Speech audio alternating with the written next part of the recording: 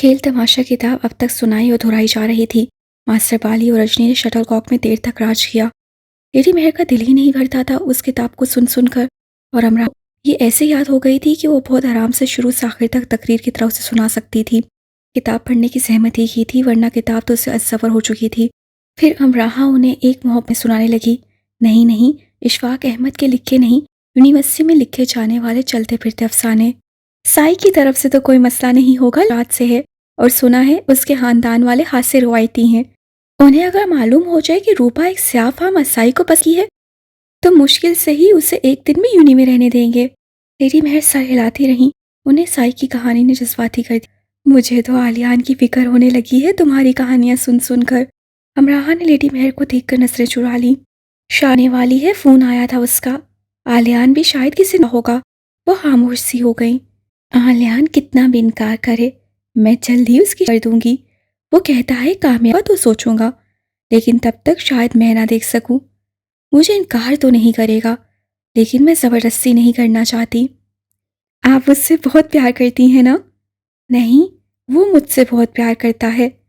उसकी मोहब्बत मुझे हैरान कर देती है। मैंने 1 साल पहले उसे मना किया था कि मुझसे पूछे बगैर वो घर ना आया करे। देख लो, मेरी सारीरा के अलावा वो कभी मुझसे पूछे बगैर घर नहीं आता। वो कुछ ना कहे मुझसे, मेरे लिए कुछ खास ना करे। मुझे खबर हो जाती है कि मेरे 10 बच्चों में से सबसे ज़्यादा है। दूसरे बच्चे एहसानमंद होकर हकीकत में मुझसे मोहब्बत करते हैं, लेकिन वो नहीं। पहली बार जब मैंने उसे गोद में बिठाया और उसकी रोती हुई आंखों को चूमा, तो ऐसे मेरे सीने से लग गया जैसे मुझ में समा जाएगा।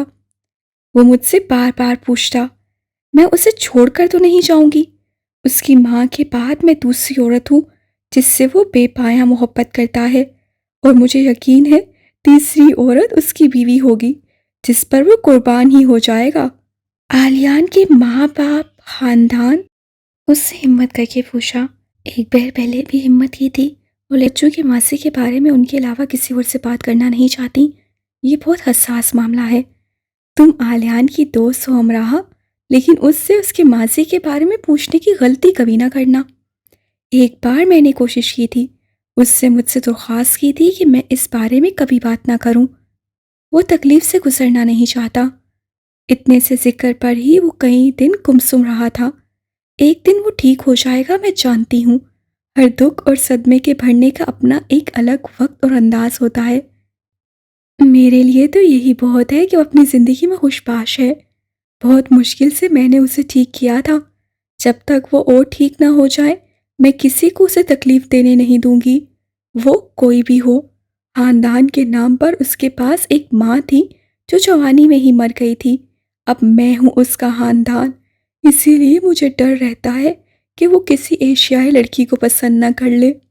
साथ पात, खानदान, ये सब एशियाई लोगों के लिए बहुत अहम होता है। 1 साल पहले यूनिवर्सिटी में आलियान का एक दोस्त बना था। पाकिस्तान से था। अच्छा दोस्त था उसका। लेकिन जब उसे मालूम हुआ कि आलियान की माँ एक ईसाई औरत थी, तो उसने आहिस्ता आहिस्ता आलियान से ताल्लुक़ ही ख़त्म कर लिया। कहाँ वो आलियान को अपनी ज़मीनों और बागों की सैर के लिए बुला रहा था। आलियान बहुत आपदीदा हुआ था उस लड़के के सलूक से। ज़माना जहालियत में जो लोग बुतों की पूजा करते थे, जो मुशरिक थे, और फिर वो मुसलमान हो गए, लेकिन उनमें से बहुत सौ के घर वाले मुसलमान नहीं हुए थे। तो क्या वो जो मुसलमान हो चुके थे, वो इसलिए काबिल नफ़रत रहे होंगे कि उनके ख़ानदान के लोग अभी भी मुशरिक हैं? जब आलियान छोटा था तो मैंने उसे बताया कि उसके कागजात में 2 मज़ाहिब लिखे हुए हैं, इस्लाम, ईसाईयत। उसे दोनों मज़ाहिब की तालीम दी गई।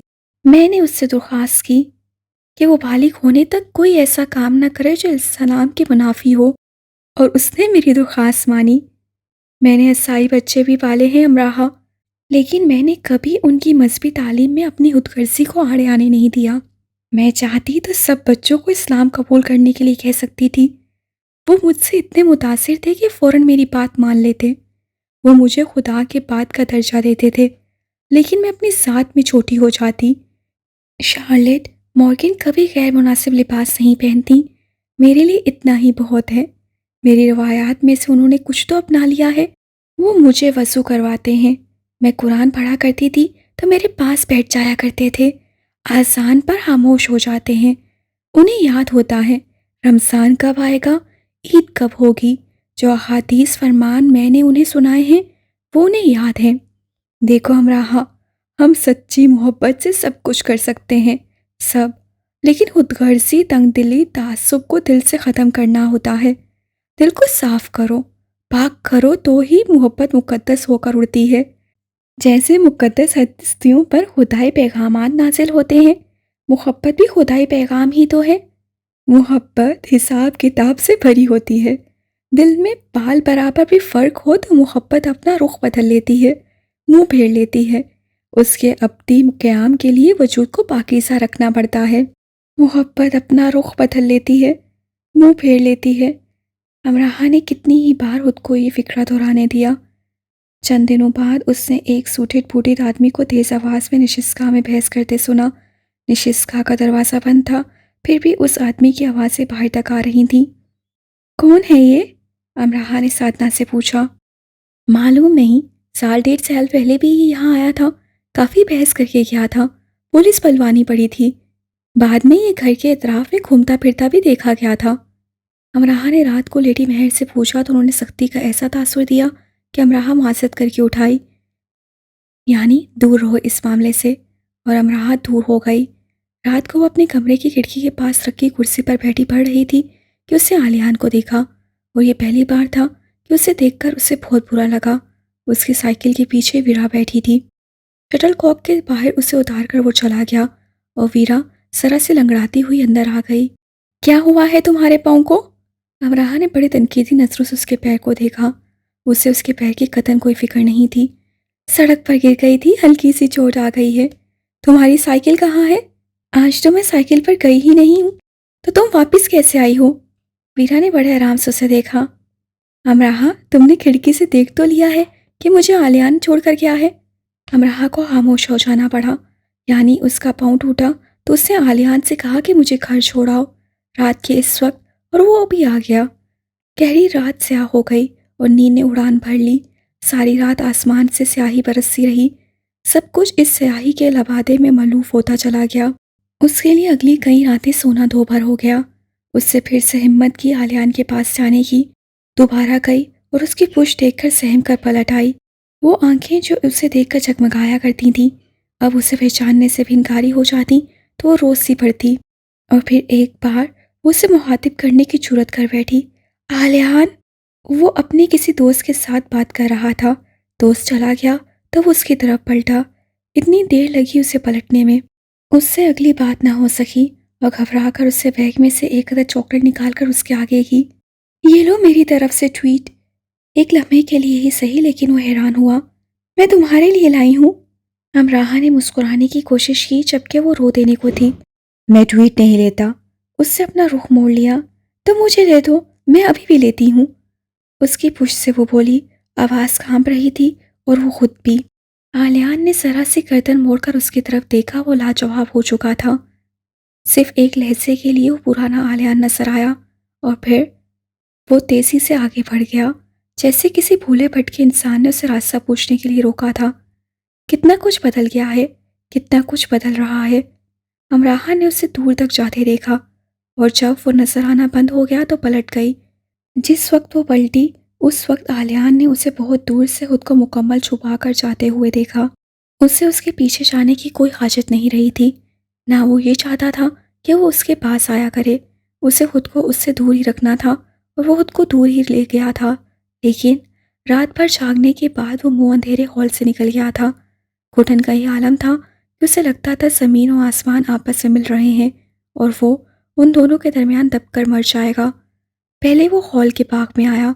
उससे अपना सांस बहाल करना चाहा, लेकिन ऐसा ना कर सका और उसे तेज तेज सड़क पर भागना पड़ा। हर चीज़ उसे खौफसदा कर रही थी, उसका दम घोट रही थी।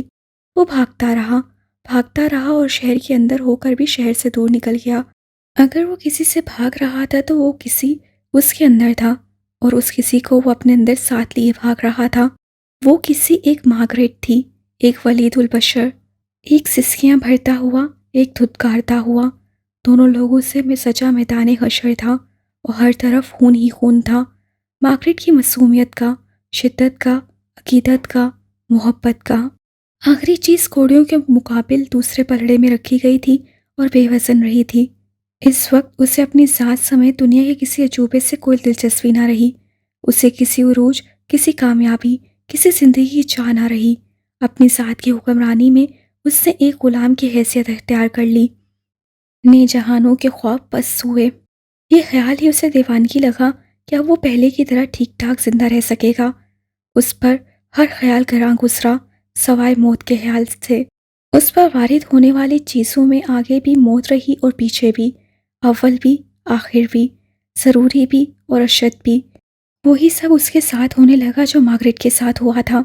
अपने बेटे से बेतहाशा मोहब्बत के बावजूद वो उसके लिए ज़िंदा न रह सकी और वलीदुल बशर से नफ़रत के बावजूद वो उसके लिए मर गई।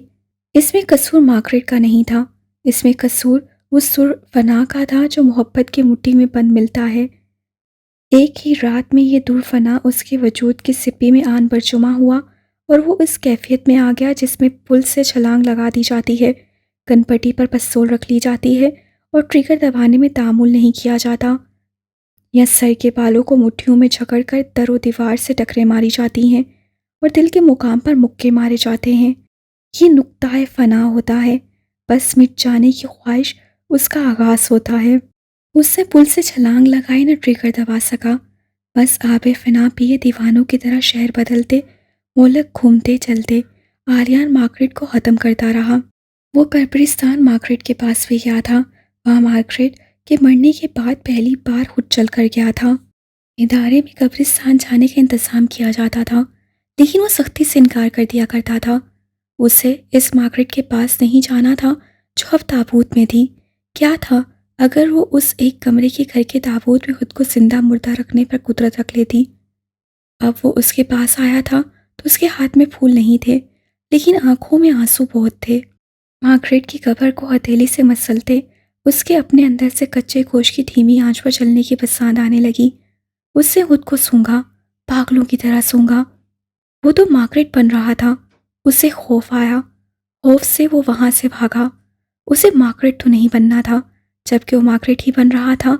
यानी वो मार्गरेट से मिलने नहीं, उसके ताबूत में जगह लेने गया था। वो मैनचेस्टर से दूर हो गया, उससे ज़मीन की हदों से निकल जाना चाहा। वो बेसमझ सफ़र करता रहा। वो एक ही ट्रेन में एक ही नशिस्त पर दिन भर रात भर बैठा रहा।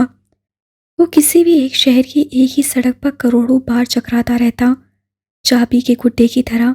चलता तो चलता ही रहता, रुकना फरामोश कर देता, बैठता तो सदियां गुजार देता।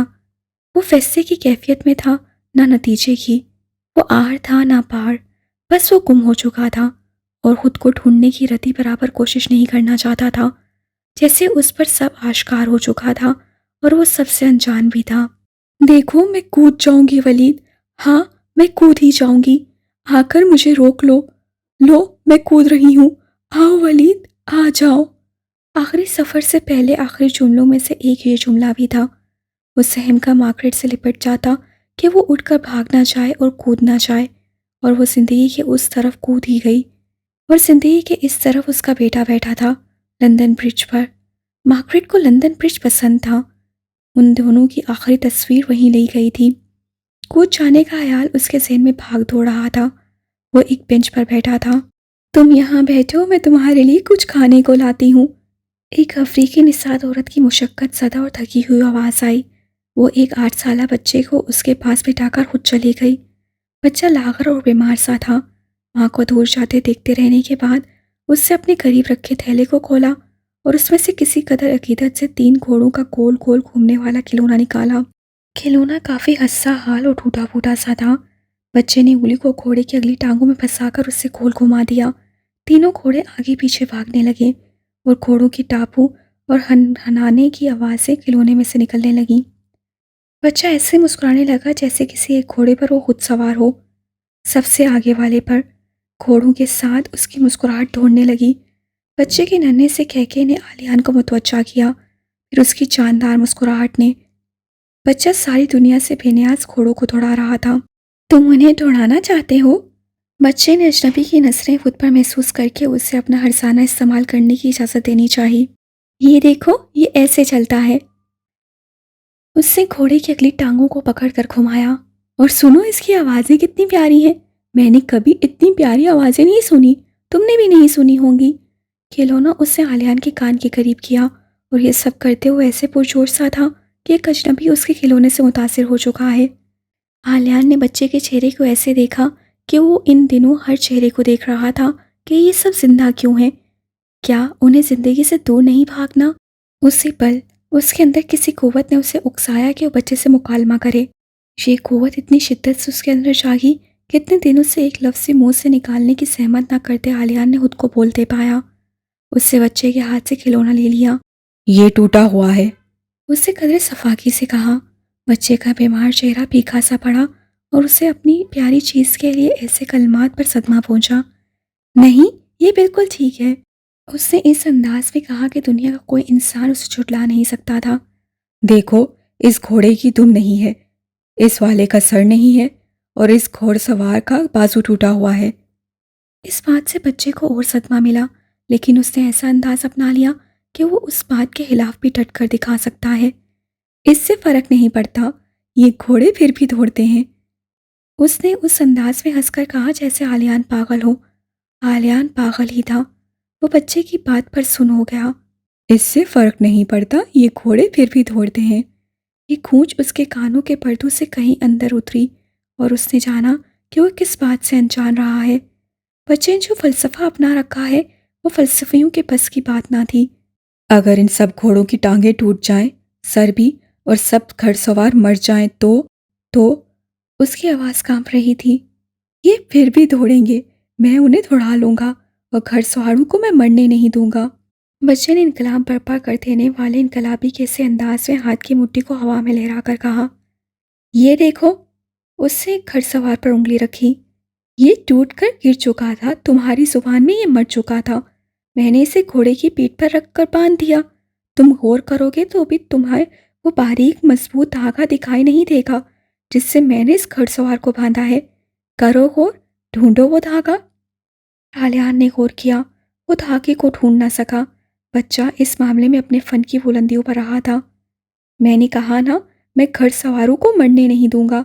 मैं उन्हें जिंदा रखना जानता हूँ। ये घोड़े की पीठ पर हमेशा मौजूद रहेंगे। बच्चे ने आखिरी मार्का भी सर कर लेने वाले सिपह सलार की आवाज़ी खनक की तरह खनक कर कहा, मैंने कहा ना, मैं घड़सवारों को मरने नहीं दूंगा। मैं उन्हें जिंदा रखना जानता हूँ।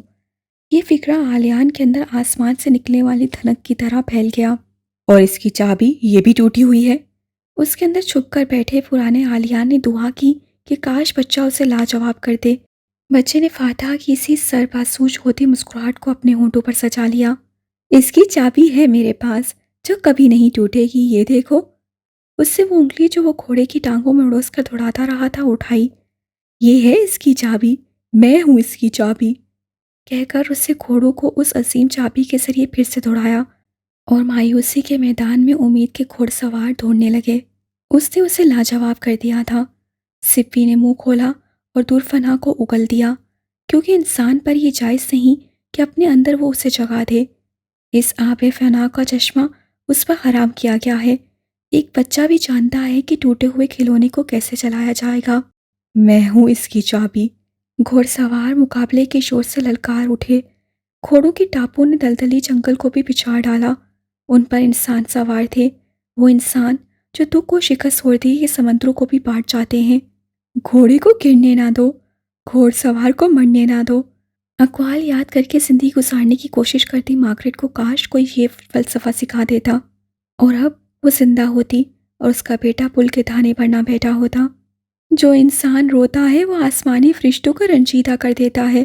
फरिश्ते क्यों रंजीदा होते हैं मामा? इंसान को रोने के लिए नहीं बनाया गया, उस पर अशरफ होने का ताज सजाया गया है। उस ताज को सजाकर इंसान रोएगा तो रंजीदा ही करेगा ना। उन्होंने इंसान की तख्लीक देखी है और वो ये कैसे फरमोश कर सकते हैं कि इंसान को वो इल्म व हिकमत अता की गई जो उन्हें नहीं दी गई। अगर इंसान वो मंजर देख ले जब कायनात का रब उसकी तख्लीक का फैसला करता है और नतफ़े में जान डालता है और उसे परवान चढ़ाता है और लहू पर उसका नाम लिखा जाता है और फरिश्तों को उस बंदे की जिम्मेदारियां सौंपी जाती हैं, तो इंसान सिर्फ और सिर्फ अपने मकसद हयात के लिए जद्दोजहद करे। वो दुख पर सब्र करे, नेमत पर शुक्र करे, वो ज़िंदगी को बामकसद बनाने को बंदगी जाने। रुतबों में सबसे पहला रुतबा तख्लीक में लाए जाने का होता है और हर तख्लीक पा जाने वाले को इस रुतबे पर फ़ख्र और शुक्र करना चाहिए। मामा मेहर ने उसे अपनी गोद में बिठाकर कहा था। उसे ये याद था, उसे वो भूल गया था तो ही इस हालत में यहाँ बैठा था।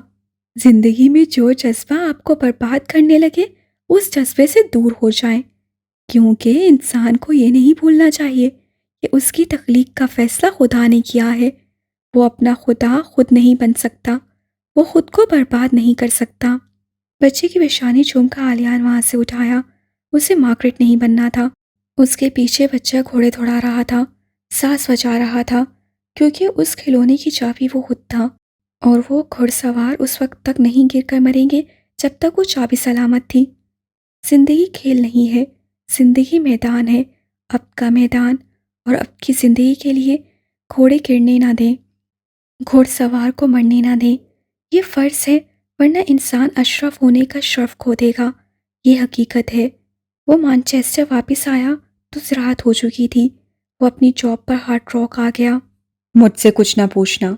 कार्ल ने उसकी आंखें गर्दन दबोच ली तो उससे कहा। दोबारा ऐसे गायब ना होना। कार्ल ने उसका एक कान को खींचा खुशी के एहसास से, और अब आज रात कार्ल उसे ज़बरदस्ती सड़क पर खींच लाया है। दोनों मटर गश्ती करने लगे। आते हुए कार्ल एक हॉलमेट का पिज़्ज़ा उठा लाया था जो वो अपने कमरे में अकेला छोड़कर खुद ज़रा सी देर के लिए इधर उधर हो गया था। तुम्हारा कब तक ठीक होने का इरादा है? पिज़्ज़ा को सूंघ सूंघ कर खाते उससे भरे हुए मुंह से पूछा। मैं ठीक हूँ। तुम अपने ठीक होने के बारे में मुझसे ज़्यादा नहीं जान सकते।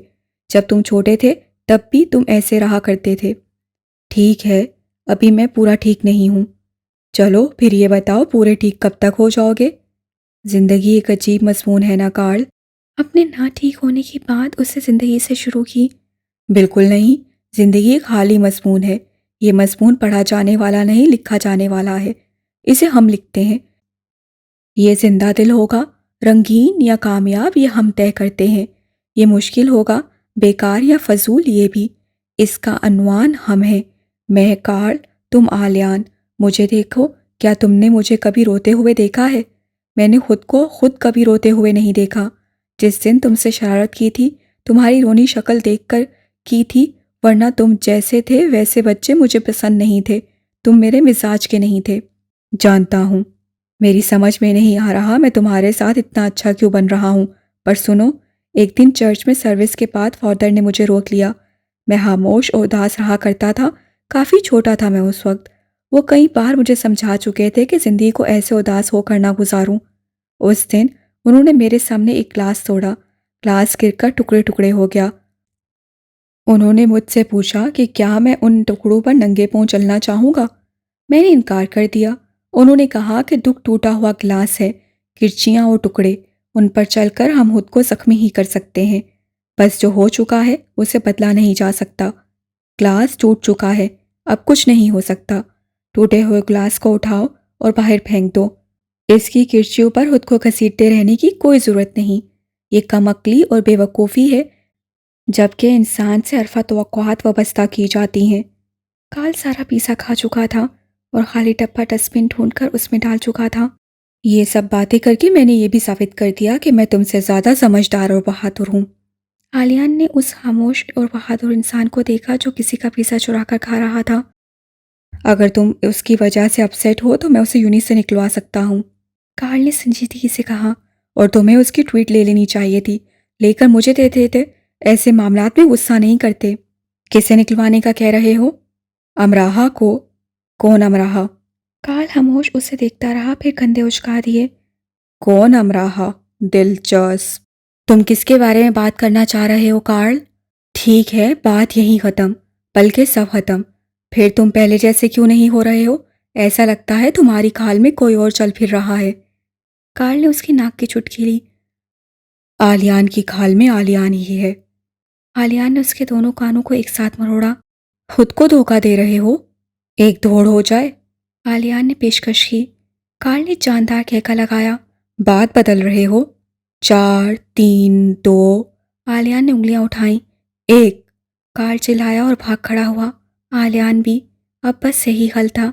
भागते फिरना, आंखें मीच लेना, कानों में उंगलियां ठूंस लेना, रास्ता बदल लेना, गैर हाजिर हो जाना, गैर ही बने रहना। मुश्किल था, मुश्किल से ही होना था। अभी उनकी दौड़ हॉल से जरा दूर ख़त्म ही हुई थी और कार्ल जीत गया था कि एक पाँव में अपना और एक में किसी दूसरे का जूता पहने शावेज कार्ल के सामने आया। इत्तेफाक से उसके दाएं हाथ में बॉक्सिंग ग्लव था। मेरा पिज़्ज़ा तुमने खाया है? वो बॉक्सिंग रिंग में आया। नहीं, तुमसे किसने कहा? कार्ल पर सारे जहां की मासूमियत जचती थी। तुम्हारे चमकीले रिकॉर्ड ने। अब शराफत से मेरा पिज़्ज़ा वापस कर दो। कार्ल ने पूरा जबड़ा खोल दिया। देखो, क्या इसमें से तुम्हारा पिज़्ज़ा होकर गुजरा है? शावेज से मुंह फेर लिया और नाक पकड़ ली। ये बॉक्सिंग ग्लव तुम देख रहे हो ना? और तुम जानते हो आमिर खान मेरा पसंदीदा बॉक्सर है। तुम मुझे उकसा रहे हो कि मैं उसे इसी सड़क पर हराजे तहसीन पेश करूं। उसे बॉक्सर की तरह उछल उछल कर कहा। बड़ी, तुम आलियान से पूछ लो। मैंने तो 2 हफ्तों से पिज़्ज़ा की शक्ल नहीं देखी, जबकि इन 2 हफ्तों में पूरे 10 पिज़्ज़ा हॉल से गायब हुए हैं। शावेज ने दाएं हाथ को लहराकर कहा।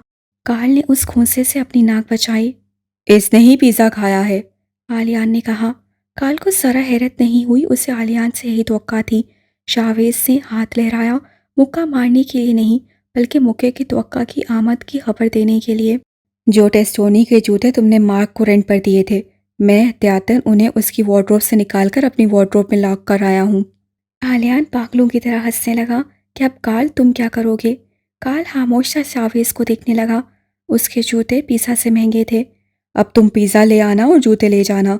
जब तक पिज़्ज़ा नहीं आएगा, फी घंटा जूतों पर हर्जाना बढ़ता जाएगा। 1 घंटे बाद आने की सूरत में मैं 2 दिन जूते इस्तेमाल करके तुम्हें दूंगा। और मैं ये बता दूं कि उन्हें पहनकर मैं फुटबॉल खेलने का इरादा रखता हूँ। शावेज से हलाई मुक्का लहराकर कहा। हम्म। कार्ल ने शावेज के कंधे पर हाथ रखा। पिछले हफ्ते तुमने जेरी को अपना हैंडीकैम इस्तेमाल करने के लिए दिया था। जेरी इतना लापरवाह है कि उसे स्टडी टेबल पर ही रखता है। कार्ल ने कहा और हॉल की तरफ दौड़ लगा दी। जब तक शावेज को बात समझ में आई थोड़ी सी देर हो चुकी थी। फिर भी वो कार्ल के पीछे तेजी से भागा, लेकिन कार्ल हॉल का दखली दरवाज़ा पार कर चुका था। और मैं ये बता दूं कि मैं हैंडीकैम को नहलाने का इरादा रखता हूँ। कार्ल ने भागते हुए चिल्लाकर कहा। आलियान ने भी दोनों के पीछे भागना मुनासिब समझा, क्योंकि उसका इरादा शावेज की मदद करने का था। डैरी किसी चैनल के लिए एक डॉक्यूमेंट्री बना रहा था। उससे अमराहा को भी साथ काम करने की पेशकश की, जो अमराहा ने कबूल कर ली। डॉक्यूमेंट्री का मौजू मुख्तलिफ मज़ाहिब के स्टूडेंट्स के वो ख़यालात, सवालात या अबहाम था जो वो इस्लाम को लेकर रखते हैं। टैरिक और उससे मिलकर सवालात लिख के उन्हें कम से कम 40 स्टूडेंट से सवालनामे के जवाबात लेने थे। डॉक्यूमेंट्री का दौरानिया 20 मिनट था। रिकॉर्डिंग के लिए उन्होंने मुख्तलिफ स्टूडेंट से रब्ते कर लिए थे। कुछ रिकॉर्डिंग यूनिवर्सिटी कैंपस में की जानी थी, कुछ यूनी के बाग में, स्टूडेंट हॉल्स और कुछ करीबी कैफ़े और सड़क पर। रिकॉर्डिंग शुरू हुई तो तकरीबन सब ने ही उनके साथ ताउन किया। अपने ख़यालात के इजहार के लिए वह आज़ाद थे और वह आज़ादाना ही इजहार करते थे। कुछ स्टूडेंट्स के तासुरात, सवालात काफ़ी मनफी असरात लिए हुए थे। इस्लाम को लेकर काफ़ी गलत फहमियाँ परवान चढ़ चुकी हैं। मगरबी लोग हालात से बाखबर रहते हैं, ये एक सच है, लेकिन इससे भी बड़ा सच वो मीडिया है जो उन्हें अपनी मर्जी के झूठ सच दिखाता है। एक इस्लामी मुल्क पाकिस्तान में मीडिया की लगामें किसी के हाथ में नहीं है, तो किसी दूसरे मुल्क के बारे में क्या कहा जा सकता है। सबसे बड़ी हकीकत तो ये है कि इस्लाम के खिलाफ जितनी भी गलतफहमियाँ या प्रोपोगंडा हो चुका है, उसको लेकर मुस्लिम उम्मा ने कोई लाहे अमल नहीं बनाया। जो बनाया है वो बहुत कमज़ोर है। जापानी और जर्मन जंग अज़ीम में मफ्तूह रहे थे, ये माजी है। जापानी और जर्मन तरक्की के हर मैदान के फातेह हैं, ये हाल है।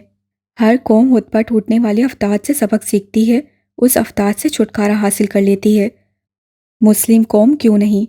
जंग अज़ीम दोम के दौरान जापानियों को वहशी और दरिंदे कहा गया, और अब और आज की दुनिया में उन्हें दुनिया की अमन पसंद कौम की सफ़ में सबसे आगे खड़ा किया जाता है। दुनिया का कोई इंसान एक जापानी से ज़्यादा मनपसंद नहीं हो सकता। तकदीरें बदल जाती हैं अगर कौमें बदल जाएं, और कौमें सिर्फ उसी वक्त बदलती हैं जब उनकी सोच बदले, और सोच उस वक्त रोशन होती है जब जहालत का अंधेरा छुट जाए, और जहालत का अंधेरा 1400 साल पहले कुरान की तकमील से मिट चुका है। इस मिटा दिए गए अंधेरे के बाद भी हम जाहिल ही रहें तो तुफ है हम पर। फिर भी इस काबिल फ़ख्र कौम ना बन सकें तो खसारे में हैं हम। कौमों में कौम ना कहला पाएँ तो धब्बा हैं हम। अंधे गूंगे और बहरों के लिए कोई वादा नहीं है, कामरानी का ना शुजाअत का।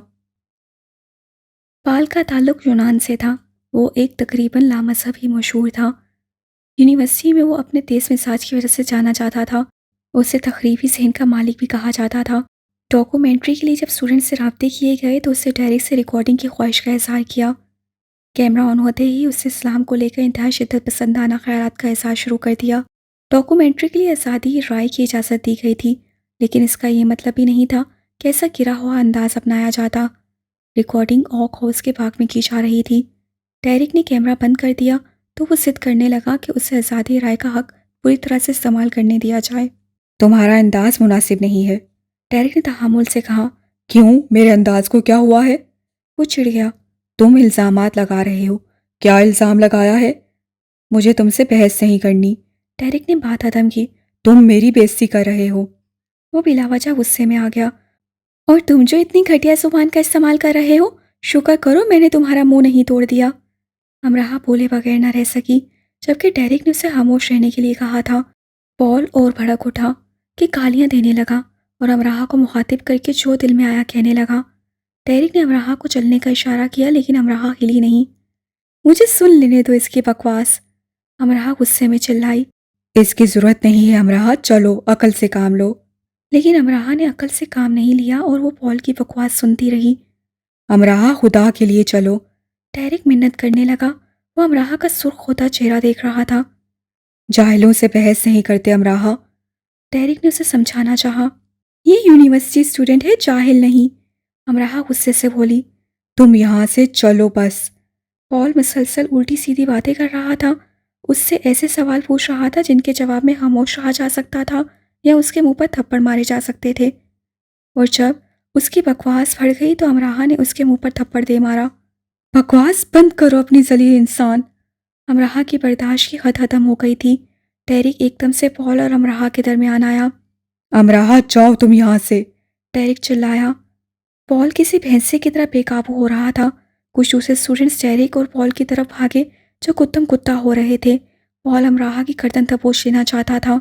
जरा सी देर में सूरत हाल बदल गई थी और इंतहाई खौफनाक सूरत हाल इख्तियार कर गई थी। उसने यूनिवर्सिटी के स्टूडेंट को थप्पड़ मार दिया था। सिर्फ इस एक थप्पड़ पर पॉल उसे यूनि से निकलवा सकता था। अमराहा घर आ गई। वीरा से राब्ता नहीं हो रहा था। 2 घंटे बाद डेरिक का उसे फ़ोन आया। उसे स्टूडेंट यूनियन के दफ्तर आने के लिए कह रहा था। वो यूनियन के ऑफिस आ गई। डेरिक ने फ़ौरन से पहले मामला यूनियन के सपुर्द कर दिया था। सारी सूरत हाल सिर्फ एक स्टूडेंट के खिलाफ जाने वाली थी, अमराहा के। डेरिक उसे मना भी कर रहा था कि पॉल को बोलने दे और वहाँ से चली जाए, लेकिन अमराहा से अपना गुस्सा दबाया नहीं जा सका। उससे पहली बार बराह रास्त ऐसा कुछ सुना था, वो भी अपनी ही यूनी के स्टूडेंट के मुंह से। यूनियन के सदर, इस्लामी सोसाइटी के सदर और पाकिस्तानी सोसाइटी के सदर ने उन तीनों से पहले अलग अलग बात की। फिर स्टूडेंट यूनियन के चंद दूसरे फाल लेकिन समझदार स्टूडेंट्स की मौजूदगी में मीटिंग की गई।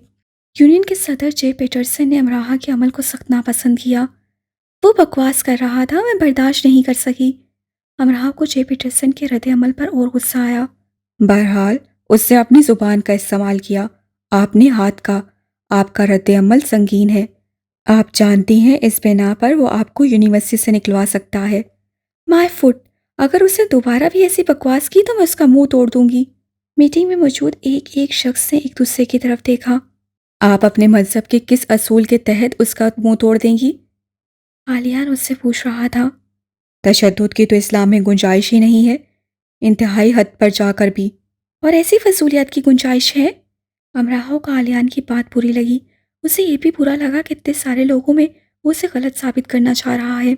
नहीं, हम ना पॉल के रद्द अमल के हामी हैं ना आपके, जे पीटरसन ने कहा। लेकिन आप सब सिर्फ मुझे ही गलत कह रहे हैं। आप गलत हैं, आलिया ने संजीदगी से कहा। अमराहा उसकी शक्ल देखती रह गई तो वो उसे इस कदर नापसंद करने लगा था। गुस्से और दुख के अलाव ने उस पर हल्ला बोल दिया। वो जैसे अकल से बेगाना सी हो गई। यूनियन की एक मीटिंग के अरकान असाई हैं या यहूदी या लामज़हब, वो कैसे मेरी हमायत कर सकते हैं? एक मुसलमान को वो कैसे ठीक कह सकते हैं? अमराहा का दिमाग वाकई काम करने लगा था। आलिया ने सख्ती से अपने लब भींच लिए। उससे इतनी नापसंदीदी से अमराहा को देखा कि उससे आज तक शायद ही किसी को देखा होगा। यूनियन के अरकान समझदार पढ़े लिखे इंसान हैं। आप गलत समझ रही हैं। यहाँ हम सब मज़हब से बरातर होकर बात कर रहे हैं।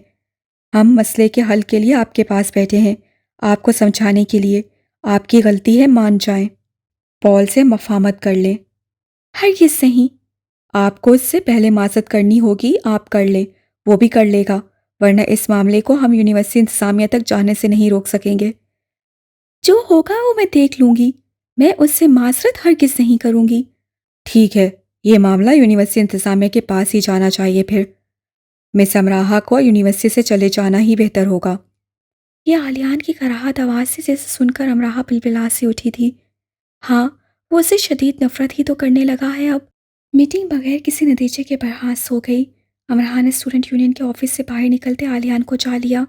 तो तुम मुझसे इतनी नफरत करने लगे हो कि मुझे ऐसे यूनिवर्सिटी से निकलवा देना चाहते हो? मैं तुम्हें निकलवा रहा हूँ। तुमने जे पीटरसन से कहा कि... हाँ, मैंने कहा और ठीक कहा। मेरा यूनिवर्सिटी से निकल जाना बेहतर है। वो सुन चुकी थी फिर भी तस्दीक चाहिए थी। बिल्कुल। उससे तस्दीक कर दी। अमराहा जहाँ की तहाँ खड़ी रह गई। इतनी नफरत अब उससे। तुम मुसलमान होते तो तुम्हारे दिल पर चोट लगती। सिर्फ नाम रख लेने से और चंद किताबें पढ़ लेने से कोई मुसलमान नहीं बन जाता। जिस तरह की बकवास उसने की थी वो कत्ल किए जाने के लायक था। आलियान के रवैये से भड़ककर अमराहा ने उस पर गहरी चोट की। आलियान ने बहुत सब्र से अमराहा को देखा, जैसे किसी जाहिल को इल्म की नज़र से जांचा। ऐसे कितने कत्ल हुए थे उस दौर में जिसमें मोहम्मद सल्लल्लाहु अलैहि वसल्लम पर पत्थर बरसाए गए थे? वो सवाल कर रहा था। बताओ, जवाब दो। जब उनके जूते खून से भर गए थे, उन्हें बुरा भला कहा जाता रहा। जब वो अपनी कौम के पास वापस आए तो उन्होंने अपनी कौम को क्या हुक्म दिया था? मिलिया मिट कर दो उन लोगों को जिन्होंने मुझे बुरा भला कहा। उनकी ईंट से ईंट बचा दो। क्या ऐसा कोई हुक्म दिया था उन्होंने? गुस्से में भड़क जाने वालों में से एक के पास उसका जवाब नहीं था। क्या उस औरत के हाथ काट देने का हुक्म दिया था जो उन पर गंद फेंका करती थी? एक अल्लाह का पैगाम फैलाने वाले के सामने जब मुशरिक जाहिल अल्लाह को बुरा भला कहते और मजाक उड़ाते तो क्या वो गुस्से में भड़क कर एक एक का मुंह तोड़ दिया करते थे? जो अल्लाह के नबी थे, जो तुमसे ज़्यादा अल्लाह के करीब थे, क्या वो ये कहा करते थे, सारी दुनिया में इस्लाम का तमाशा तुम जैसे भड़क भड़क जाने वाले मुसलमानों ने बनाया है? तुम मुसलमान हो ना, इस्लाम को मानती हो, फिर गुस्से में भड़कने की वजह? गुस्सा तो हराम है ना, हर हाल में हराम। हराम का मतलब हराम। कभी हराम को हलाल होते देखा है? किसी भी सूरत, किसी भी माहौल में। गुस्से में बुरा भला कहना, गिरबान पकड़ लेना, तशद्दुद करना, ये कौन सा मजहब है जिसकी तस्वीर उठाकर तुम दुनिया को दिखा रही हो? तुम नबी के नाम पर जान देने को तैयार होगी, लेने को भी तैयार होगी, लेकिन उसी नबी जैसी बनने पर तैयार नहीं होगी। इस्लाम ईंट का जवाब पत्थर नहीं है मिस अमराहा, बिल्कुल नहीं। इस्लाम ईंट का जवाब बर्दाश्त है, तहम्मुल है, सब्र है, हिकमत है और सबसे बढ़कर खामोशी है। इस्लाम गाली का जवाब गाली नहीं है। इस्लाम गाली का जवाब दरगुजर है। क्या तुमने दरगुजर को अपनाया?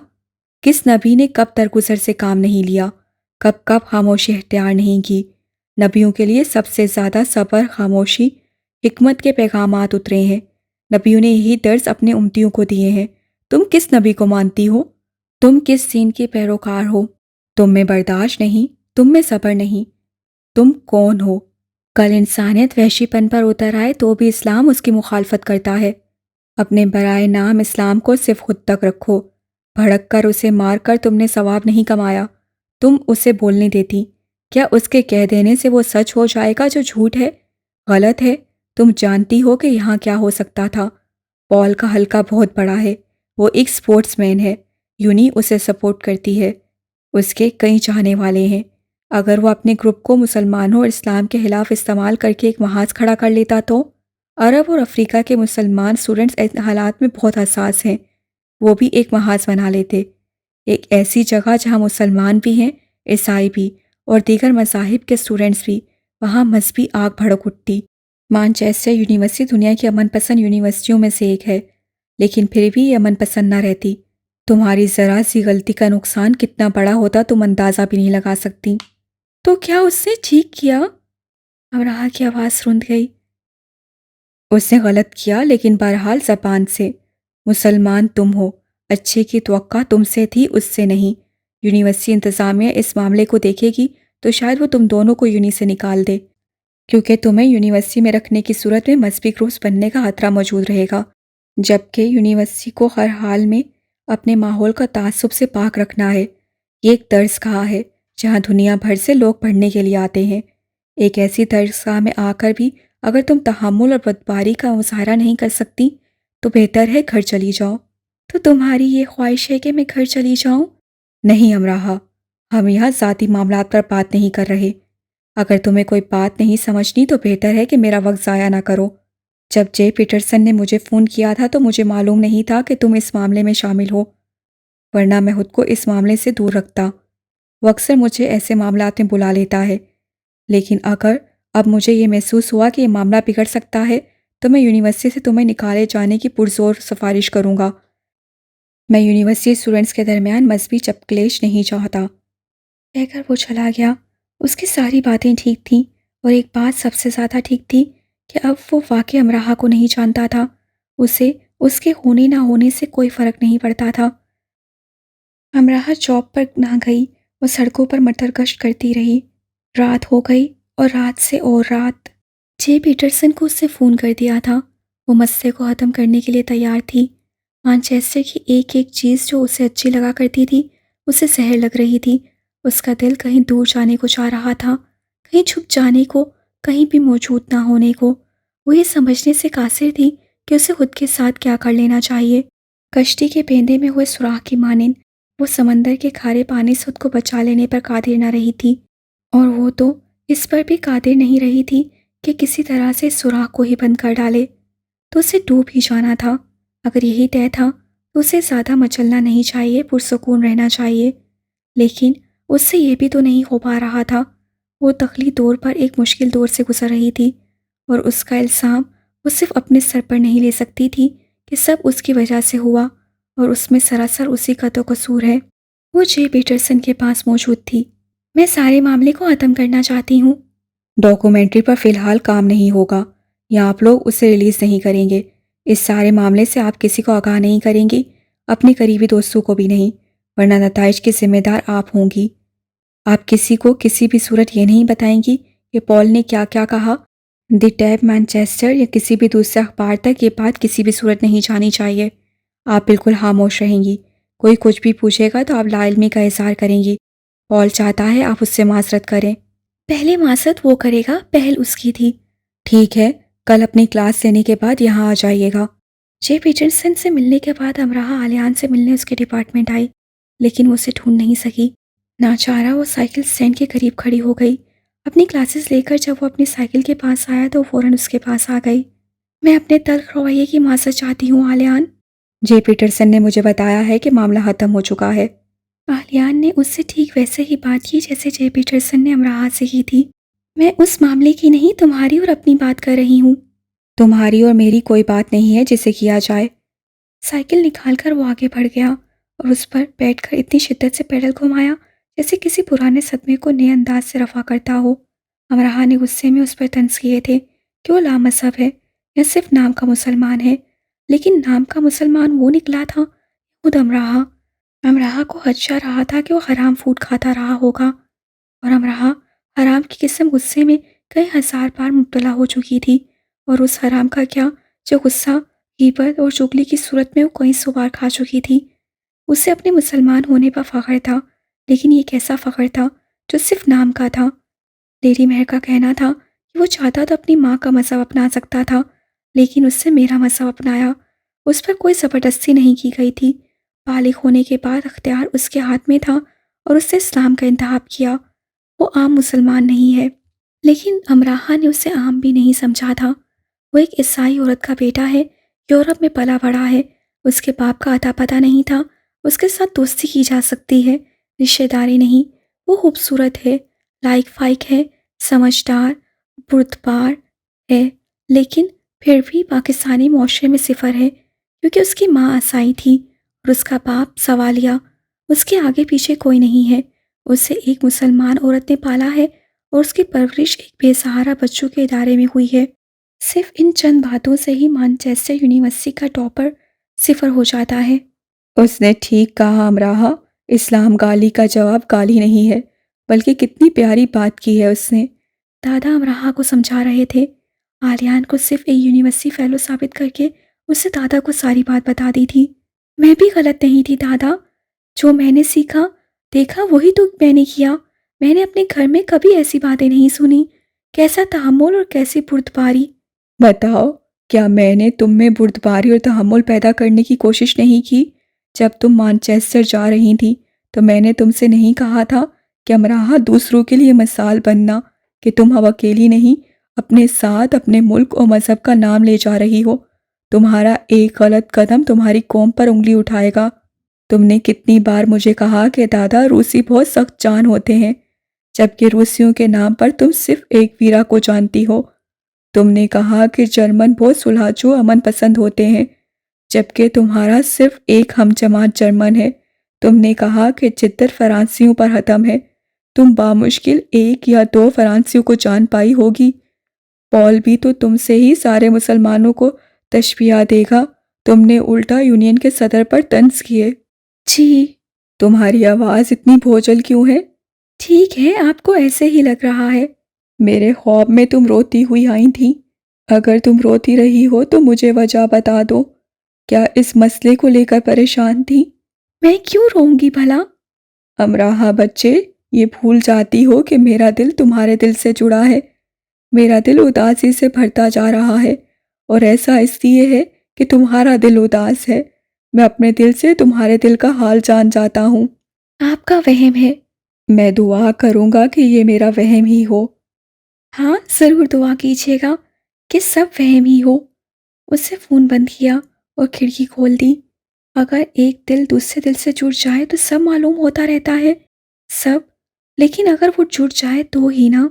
शॉर्लेट अपने नमूने को ले आई थी, और क्या नमूना लाई थी कि निशिस्का में बैठी एनोन तक नजर चुराकर जॉर्डन को देख रही थी, जो खुद लड़का बनी घूमा करती थी और जिसे लड़का नामी महलूक से इतनी ही दिलचस्पी थी कि बस ये भी एक महलूक है।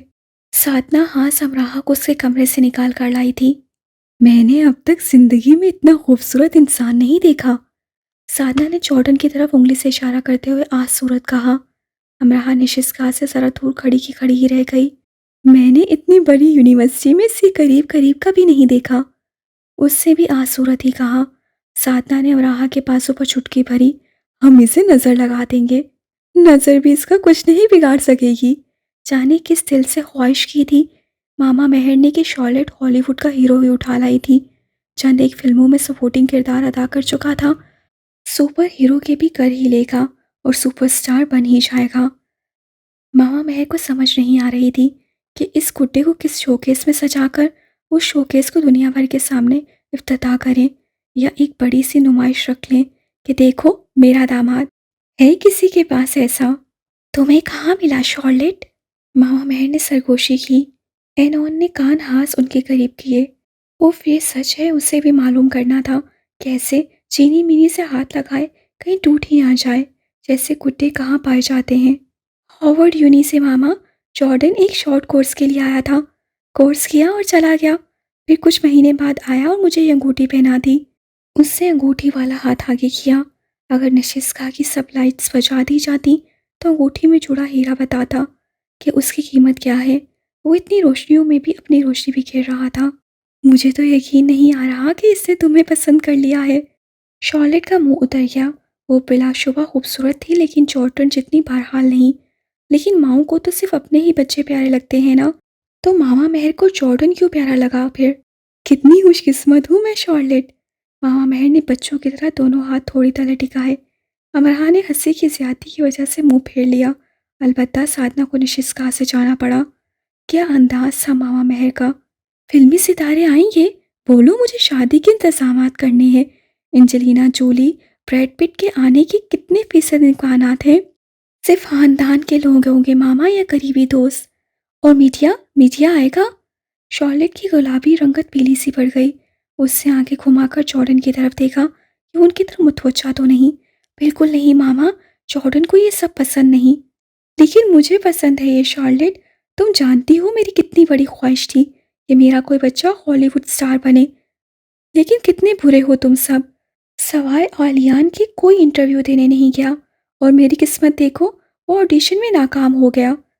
वैसे वो हर जगह टॉप करता है। शार्लेट मेरी मानो बिल्ली, अब तो मुझे एक बना बनाया हीरो मिल गया है। मुझे मत रोको। ठीक है मामा, चुपके से बुलवा लीजिएगा, शार्लेट ने कान के करीब होकर कहा। तुम जॉर्डन से ये भी कहना कि वो फिल्मी सितारों को शादी में जरूर बुलाए, खासकर ब्रैड पिट को। साधना वापस आकर बैठ चुकी थी और इस आखिरी बात पर फिर बाहर जाने को थी। आर्यन दिन ब दिन सेहतयाब हो रहा था। साधना तो चिड़िया की चूं चूं पर भी पेट पर हाथ रखकर हंसती थी। एनोन अलबत्ता जॉर्डन को देखने में मसरूफ थी। क्या आप चाहती हैं मैं यहाँ से उठ जाऊँ? जॉर्डन ने बांसुरी से मीठी ले में बहुत मुहज्जिब अंदाज से एनोन से पूछा। एनोन ने घबराकर ना में सर हिलाया। बराए मेहरबानी अपनी नज़रें मुझ पर से उठा लें या खुद को। शुक्रिया। एनोन नदीते भूखे बच्चों की तरह उसे देखने लगी। बुरी बात एन, पास आओ। यानी उसने जॉर्डन के लब तो हिलते देखे थे, पर आवाज़ उसके कानों के पर्दों से अंदर नहीं उतर सकी थी। साधना को मुंह पर हाथ रखकर फिर से बाहर जाना पड़ा और यूं बाहर की दुल्हन शार्लेट और बाहर का गुड्डा जॉर्डन मामा मेहर से शादी की इजाज़त ले गए। रात भर शार्लेट की चमकती हुई आंखें अमराहा की आंखों में अंधेरा करती रहीं। शार्लेट का भी कोई खानदान नहीं था। उसकी ज़ात पर एक नहीं कई सवालिया निशान थे, लेकिन जॉर्डन उसे ब्याह कर ले जा रहा था। शार्लेट ने बताया था कि जॉर्डन का खानदान काफ़ी बड़ा है और वो शार्लेट को लेकर बिल्कुल खुश नहीं है। उन्होंने साफ साफ अपनी नापसंदीदगी का इजहार कर दिया है, लेकिन जॉर्डन ने उनकी नापसंदीदगी की परवाह नहीं की और उन्हें अपने फैसले से आगाह कर दिया। तो ये होती है मोहब्बत, बिना किसी सवाल और जवाब के।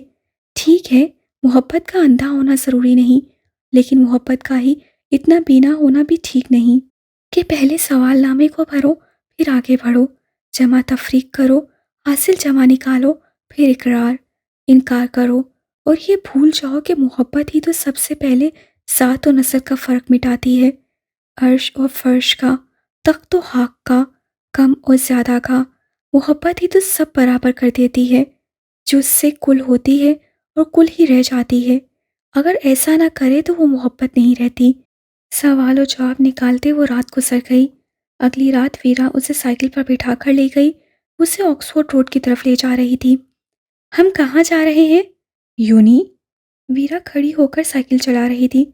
इस वक्त आधी रात को? अमराहा मजबूती से साइकिल को थामे रही। वो बस गिर जाने को ही थी। इतनी बार वीरा की रोलर कोस्टर पर बैठ जाने के बावजूद हर बार उसे यही लगता कि ये उसका आखिरी सफ़र है और अगला सफ़र आखिरत की तरफ होगा। हाँ, ज़रूरी है। वीरा ने और तेज़ी से साइकिल चलाई। ऑक्सफोर्ड रोड पर उसकी साइकिल रुकी तो वह हैरान रह गई। वहाँ कम से कम 15 और स्टूडेंट्स मौजूद थे। वीरा ने हैंडी कैम अमराहा के हाथ में पकड़ाया। मुझे ठीक से शूट करना। क्या करने जा रही हो तुम? अमराहा का ख्याल था रोड पर वो सब दौड़ लगाएंगे। देख लेना, वीरा ने हाथों को रगड़ा। खुद को गर्म करने के लिए पहले उन सब ने दौड़ लगाई, फिर ओल्ड कैंपस के मेहराब के अंदर हो गए ताकि रोड पर लगे कैमरे उन्हें शूट न कर सकें।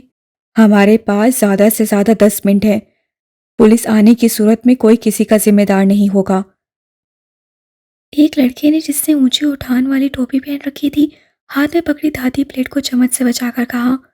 अमराहा ने पुलिस के नाम पर खौफ से वीरा को देखा। वीरा, यहाँ क्या होने जा रहा है? तुम्हारा खून, फिर हम तुम्हें यहाँ दफन कर देंगे, वीरा ने सफाकी से कहा। टन टन टन, दादी प्लेट पर चम्मच बजा। उन बेचारों के पास सिर्फ 10 मिनट थे ना। सुबहान के नीचे 2 उंगलियां देकर सीटी बजाई और मेहराब के सामने पोजीशन लिए खड़े कमांडोज यूनिवर्सिटी आग पर टूट पड़े, उसे सर करने के लिए। अमराहा को नहीं मालूम था कि यूनी को सर करने का एक तरीका ये भी है। उसे गुमान सा हुआ कि जरा दूर एक कैमरा छुपा हुआ है, जिसके पीछे जेम्स कैमरन खड़ा एक नई आने वाली फिल्म के लिए रिकॉर्डिंग कर रहा है। अमराहा ने सर को झटका सा दिया। क्या वो पागल खाने से भागे पागलों के दरमियान थी? नहीं, वो मैनचेस्टर यूनिवर्सिटी के उन स्टूडेंट्स के करतब देख रही थी जिन्होंने खुफिया सोसाइटी बना रखी थी, जिनमें शामिल स्टूडेंट्स एक्समैन, स्पाइडरमैन और बैटमैन बनने के मौके तलाश करते रहते थे। यानी वो अफवाह दुरुस्त थी कि चंद स्टूडेंट्स ने कई सौ फीट ऊंची आमने सामने की 2 इमारतों के छतों पर रस्सा तान कर उन पर चहलकदमी की। वो चहलकदमी करने वाले कौन होंगे? इन्हीं में से कोई ना, इन 4 लड़कियों और 10 लड़कों में से कोई। वीरा 6 फीटी छुपकली आर्क पर ये जा वो जा, जैसे ये उसका खानदानी पेशा हो। दीवारों पर रेंगना, चढ़ाइयाँ चढ़ना, बस सब सर कर लेना।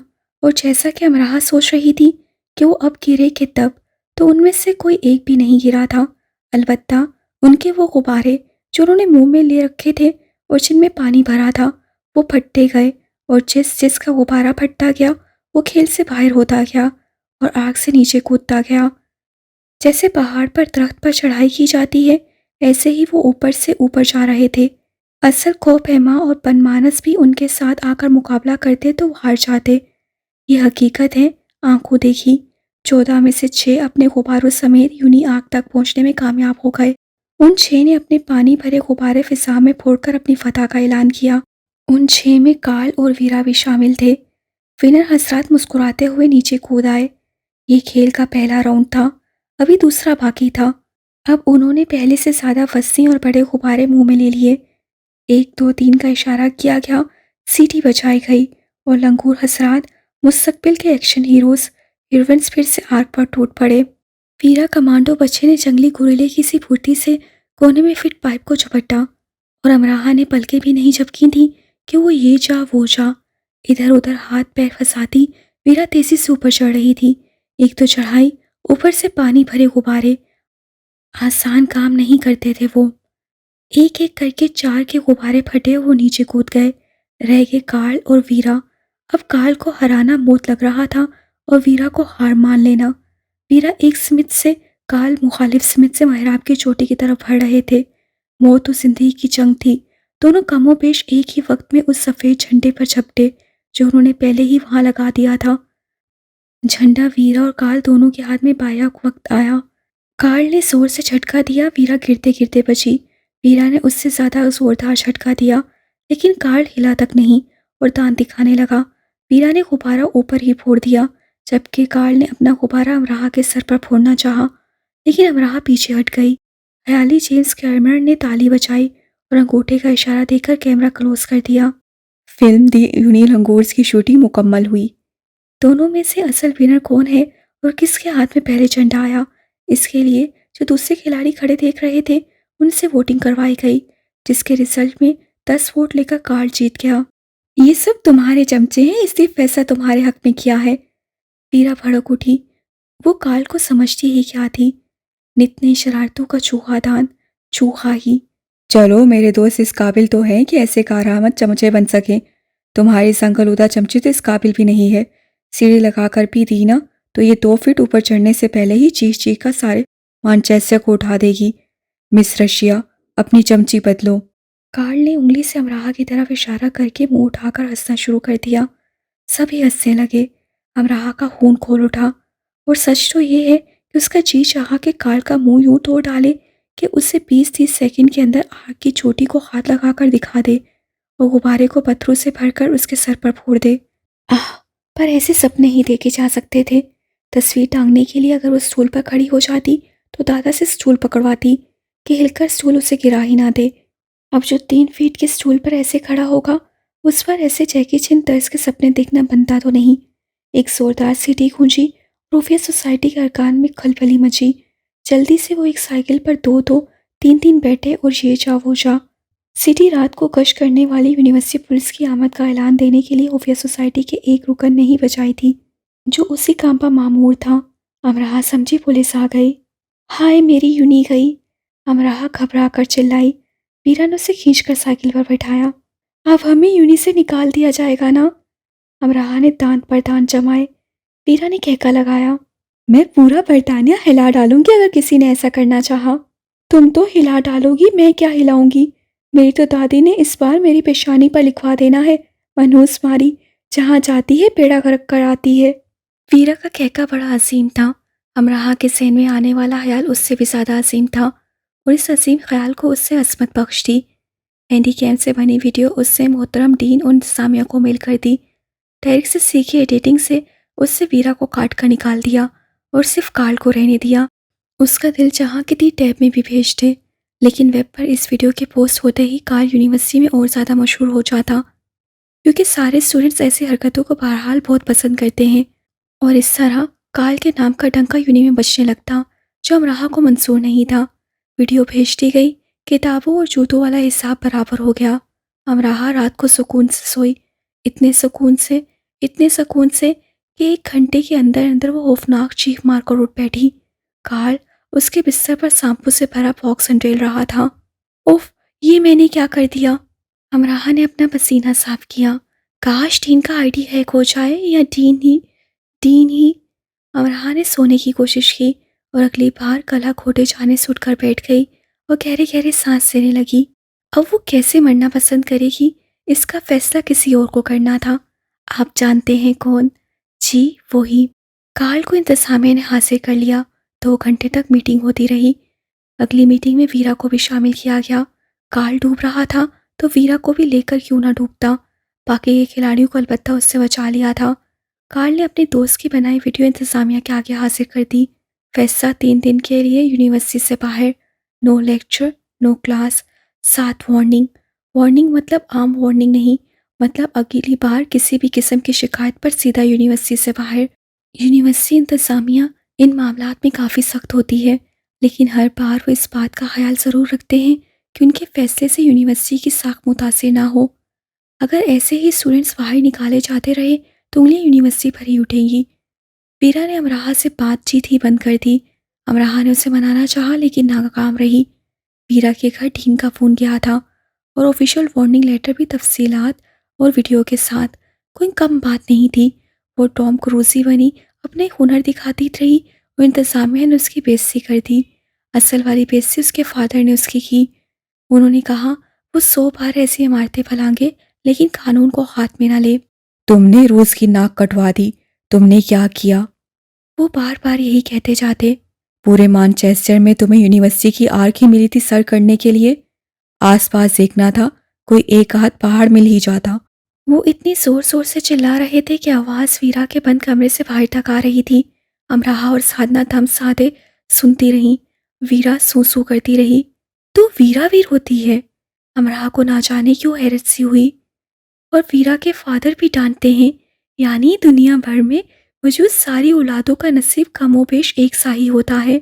मुझे माफ़ कर दो वीरा। बंद दरवाजे के पास उसकी सूसू सुनने के बाद अमराहा ने हिम्मत की अंदर जाने की। तुम मुझसे नफरत करती हो? वीरा ने संजीदगी से पूछा। अगर हम किसी को अपनी मोहब्बत का यकीन न दिला सके तो इसका मतलब ये तो नहीं कि हम मुझसे नफरत करते हैं। मैंने अपनी और तुम्हारी गुफ्तगू कार्ल को सुनाई, तुमने इसका बदला लिया। खुदा गवाह है कि नहीं, मुझे सिर्फ कार्ल को सबक सिखाना था। अमराहा ने बड़ा दिल लगाकर शिद्दत से सच बोला। वीरा कई लहजे उसे देखती रही। तुम बहुत मासूम हो अमराहा, बहुत ज़्यादा। वीरा ने मुस्कुराकर कहा। अमराहा के दांत निकल आए। क्या वाकई? हाँ, और तुम बेवकूफ़ों की मलका मौसमा भी हो। तुम किसी को भी ले डूब सकती हो, किसी का भी सर कलम करवा सकती हो। वीरा ने चलाकर दोनों लंबे लंबे बांसों को हवा में लहरा कर कहा। अमराहा बुत सी बन गई। अब पूछ न सकी। क्या वाकई? वीरा ने उसकी 12 बजने वाली शक्ल देखी। अमराहा ने उसकी मैं तुम्हें खा जाऊंगी वाली शक्ल पर गौर किया और दोनों जबड़ों से एकदम कहकाऊं के कबूतर निकले। ये तुम दोनों में क्या खिचड़ी पक रही है आजकल? सुबह नाश्ते की मेज़ पर लेडी मेहर पूछ रही थी। अमराहा ने नाम में सिर्फ सर हिलाया जबकि वीरा ने मुंह फुला लिया। लेडी मेहर ने एनोन की तरफ देखा। एनोन आजकल लेडी मेहर की कारिंदा हाथ बनी हुई थी और इस कारिंदा हाथ से चाबी की गुड़िया की तरह सब सुना दिया। सब। लेडी मेहर कितनी ही देर वीरा को देखती रही। ये तो मुझे मालूम था कि तुम में बहुत कुछ हाथ है, लेकिन इतना ज़्यादा हाथ से मुझे अंदाज़ा नहीं था। और अमराहा तुम्हें यहाँ आकर पड़ लगे हैं या तुम पर अपने सामान में छुपा कर लाई थी जो तुमने यहाँ आकर लगा लिए? दोनों खिकी करने लगी। ज़मीन पर घूमो फिरो, जो जी में आए करो, कभी कानून ना तोड़ो। दुनिया में ऐसा कोई शौक नहीं जिसे असूलों को तोड़कर ही पूरा किया जा सकता हो। हदों से बाहर बहरहाल नहीं निकलना चाहिए, खासकर एक तालिब इल्म को। वीरा ने घूरकर अमराहा और एनोन को देखा। हर तरफ से उसकी बहादुरी पर लानतान की जा रही थी। मुझसे बच जाना अब तुम। वीरा ने जापानी में एनोन को धमकी दी। ये मुझे जान से मार देने की धमकी दे रही है आंटी। एनोन ने फौरन ही 1 की 3 लगाकर बता दी। अमराहा का मुंह खुल गया। यानी एनओनबी पर सामान में रखकर साथ लाई थी या मानचेस्टर यूनी के बाग से तोड़े थे। आखिरी ख्याल पर इत्तेफाक किया जाता है। यूनी में कार लाया, उसे देखकर चला गया। फिर अगले दिन वो बस से उतरी ही थी कि वो उसके पास आया और हाथ सीने पर बांध दिए। अमराह ने बस की खिड़की से देख लिया था। वो संजीदगी से यूनी की दीवार के साथ कमर टिकाए आती जाती बसों की तरफ देख रहा था। यानी miss Amrah, young lady of Pakistan का इंतज़ार किया जा रहा था। अमराह ने साथ बैठे स्टूडेंट से पानी की बोतल लेकर 2 घूंट पानी पिया। बस ऐसे ही गला खुश्क सा हो रहा था और उसका जी तो चाहा कि अगले स्टॉप पर उतर जाए, पर वो डरती वरती थोड़ी थी कार्ल से। क्या समझ रहा है कार्ल उसे? हैं? सीने पर हाथ बांधे हेड कैप से सर को ढांपे वो उससे जिम के अंदाज से घूरने लगा। अब वो ना बोल रहा था, ना उसका रास्ता छोड़ रहा था। वो कितनी भी तेजी से दाएं बाएं से होकर निकल जाना चाहती, उतनी ही फुर्ती से उसके आगे आ जाता। मेरा रास्ता छोड़ो, अमराह ने चिल्लाकर कहना चाहा, लेकिन आवाज़ निकली ही नहीं। पानी, पानी कहाँ है? क्या मसला है तुम्हारा कार्ल? तुम। अब तक तुम मुझे घूंसे मारते रहे, एक मैंने मार दिया। मुझे तुम्हारा पंच अच्छा लगा। हमें अब दोस्ती कर लेनी चाहिए। मैं लंगूरों से दोस्ती नहीं करती। पर मुझे मेंढकियां पसंद है Amrah. Did you aster queen? Carl the Fitoor. Oxford road पर दोनों आमने सामने खड़े लड़ रहे थे। फितूर? हेड कैप को उससे सर को दाएं बाएं झटक कर उतारा। उसे गुस्सा आ रहा था। हाँ फितूर, करते रहो अब इसे गूगल। जरूरत नहीं, मुझे ये नाम पसंद आया। तुम पर जज भी बहुत रहा है, बल्कि इसे अपने नाम रजिस्टर करवा लो। फिर मिलते हैं अमराह। उसे क्रॉस फेयर की ऊपरी जेब से झांकती एक अदर चॉकलेट को निकाल कर वो चला गया। 7 हिंट दे गया, भाड़ में जाएं उसके हिंट। अमराह यूनी आ गई और सारा दिन इस हद तक मोहतात रही कि क्लास में हादिउल रहमान ने पेन मांगा तो वो शख्स उसे देखने लगी। क्यों चाहिए तुम्हें मुझसे पेन? मेरा पेन काम नहीं कर रहा। वो बेचारा मिस्री घबरा गया। तो किसी और से ले लो, मुझसे क्यों मांग रहे हो? तुम मेरी साथ वाली सीट पर बैठी हो ना, और इत्तेफाक से मुझे ये गलत फहमी रही थी कि तुम काफ़ी खुश अखलाक हो और पेन नामी चीज़ रियायतन मांग लेने पर ऐसे खूनखार नहीं हो जाती होगी। मेरे पास कोई पेन नहीं है। 3 पेन उसके बैग में रखे थे। पैमला ने उससे कहा, थोड़ी देर के लिए मेरी बुक्स और लैपटॉप को संभाल सकती हो? मुझे कंप्यूटर डिपार्टमेंट तक जाना है, सिर्फ 15 मिनट के लिए। मैं खुद भी वहीं जा रही हूँ, कहकर वो तेज़ी से आगे बढ़ गई। नहीं, वो साई के पास जा रही थी। पूरा दिन वो नफ्सियाती मरीज़ा बनी रही। चंद दिन गुजरे तो वो इस वाक़े को भूलने लगी। उसे और भी बहुत काम थे, जैसे कि पाकिस्तानी स्टूडेंट सोसाइटी के साथ मिलकर अमराह सोशल वर्क कर रही थी। मुकामी अस्पताल के लिए उन्हें फंड्स इकट्ठे करने थे, बच्चों के बहरे और अंधेपन के इलाज के लिए। अमराह शीजा से अच्छे खासे फंड्स निकलवाने में कामयाब हो चुकी थी। साथ ही शीजा ने उससे अपने पुराने और बेकार बैग, जूते और कोट दे दिए थे, जो अमराह ने अपने और आर्ट डिपार्टमेंट की लड़कियों में अच्छे दामों से बेच दिए। वो आलियान के पास भी गई थी। हकीकत ये थी कि वो फिर से छुपकर उसे देख रही थी और वो एकदम से उसके सामने आ गया था। मैं फंड्स जमा कर रही हूँ। वो घबरा गई, बॉक्स आगे किया। सबूत। उससे चंद पाउंड्स फंड बॉक्स में डाल दिए और जाने लगा। बच्चों के अंधे और बहरेपन का इलाज होना है। इलाज महंगा होता है, हमें ज़्यादा पाउंड्स चाहिए। उसकी पुछ से घूमकर वो जल्दी से आगे आई, उसका रास्ता रोक लिया। उसे ज़्यादा पाउंड्स नहीं, उसका ज़्यादा वक्त चाहिए था। उससे अपने क्रॉस बैग में से सारी किताबें निकालकर हाथ में पकड़ ली और बैग के पेंदे में पड़े हुए सिक्कों को इकट्ठा किया और फंड्स बॉक्स में डाल दिए और फिर से जाने लगा। कितने शर्म की बात है आलियान, तुमने कितना कम फंड दिया है। मेरे पास जितने थे मैंने सब इस बॉक्स में डाल दिए हैं। वो बेजारी से बोला। ये तो बहुत बुरी बात है, बल्कि करीब करीब बेइज्जती की। उससे कहते अपने बैग में से जल्दी से 10 पाउंड निकाले और उस बॉक्स में डाल दिए। ये 10 पाउंड की ट्वीट मैंने तुम्हारी तरफ से बॉक्स में डाल दी है। अब तुम मुझे 10 पाउंड वापस कर देना, ठीक है? कर देना याद से। अमराह को अपनी बहादुरी पर हैरत हुई। आलियान खामोश उसे देख रहा था। जब चाहे कर देना, मैं जल्दी नहीं मचाऊंगी, अमराह कहकर पलट आई। जैसे वो उसे देख रहा था, इस पर तो अमराह ने यूनी के बीच बैठकर धाड़े मारकर रोना शुरू कर देना था। लेकिन इस बार कोई उसके सामने घुटनों के बल आकर नहीं बैठेगा। वो ये भी जानती थी, इस बार मगरिब और मशरिक का तालमेल ना होगा। इस बार उसे चुप ना करवाया जाएगा। ना जान ना पहचान। यूनिवर्सिटी में कोई अमराहा नहीं, इसी यूनिवर्सिटी में कोई आलियान भी नहीं। कार्ल फौरन उसके पास आया और सिर्फ 2 पाउंड बॉक्स में डाले। ये लो, आज से हम दोस्त हैं। चमकदार दांतों की नुमाइश की ख्वामखा हमराहा ने फंड बॉक्स को खोलकर 2 पाउंड निकाले। उसमें अपने बैग से 2 पाउंड निकालकर शामिल किए और उसे वापस कर दिए। ये लो, दोबारा ऐसी बात ना करना। उसकी आखिरी धमकी की वजह से वो नफसियाती मरीज़ा बन गई थी। अब ये दोस्ती की फरमाइश भी उसी की कड़ी होगी। कार्ल ने अपनी आंखें झुंधिया लीं। उसके पास इस शय की मात फिलहाल नहीं थी। वो सिरे लब मुस्कुराया। जब वो ऐसे मुस्कुराता था तो मतलब उसका ये होता कि मुझे अच्छा लगा, बहुत अच्छा लगा, मैंने इंजॉय किया। वैसे वो यूनी का एक एक लम्हा ही इंजॉय कर रहा था। वो हर खेल का बादशाह था। उसके सर पर फतह का ताज सजता था। यूनिवर्सिटी में वो स्टूडेंट यूनियन के सदर से ज़्यादा मकबूल था और जाहिर है अपनी हरकतों की वजह से था। जैसे कि यूनी में मौजूद कंप्यूटर को एक स्टूडेंट इस्तेमाल करके उठता है तो फ़ौरन उस पर कार्ल बैठ जाता है। अपने मोबाइल को उससे छोड़कर अन्ना मुन्ना सा लेकिन खतरनाक हैकिंग सॉफ्टवेयर आरसी तौर पर इंस्टॉल करता है और उस कंप्यूटर पर इस्तेमाल हुए ताज़ा ताज़ा आईडी के पासवर्ड्स को तोड़ता है और बस। नहीं, वो ब्लैकमेल नहीं करता, हरगिज़ नहीं। वो आईडी और पासवर्ड का गलत इस्तेमाल भी नहीं करता। बस वो थोड़ा बहुत डेटा, कुछ तस्वीरें, कुछ पैगामात, कुछ बातचीत मोबाइल में महफूज कर लेता है और फिर उससे प्रिंट वर्क के किसी महंगे रेस्टोरेंट में लंच डिनर करवा दिया जाता है। सिनेमा की टिकट ले दी जाती है। खाने पीने की दूसरी अशिया उसके वार्डरोब में भर दी जाती हैं और उसी वार्डरोब में चंद और नई शर्ट्स आ जाती हैं, नए शूज़ भी, और उससे अपनी नई कार इस्तेमाल के लिए दे दी जाती है जिससे वो दिनों वापस ना करता जब तक मानचेस्टर की एक एक सड़क की सैर न कर लेता। बस यही सब, छोटा बड़ा, वो भी सब अपनी खुशी से करते हैं। वो मजबूर नहीं करता। स्टूडेंट्स के घरों में प्रैंक कॉल्स करना उसका मशगला है, लेकिन इस मशगले का इस्तेमाल वो उस वक्त करता जब वो इंसानों से बोर हो चुका होता। वो स्टूडेंट्स के बारे में इंतहाई संजीदगी से मुख्तलिफ कहानियाँ घड़कर उनके घर वालों को सुनाता और अगले दिन वो बेचारे हॉल में भागते आते कि आखिर सलोया क्यों खुदकुशी करने जा रही थी। सामने के 2 दांत टूट जाने पर खुदकुशी, या ये पागलपन नहीं?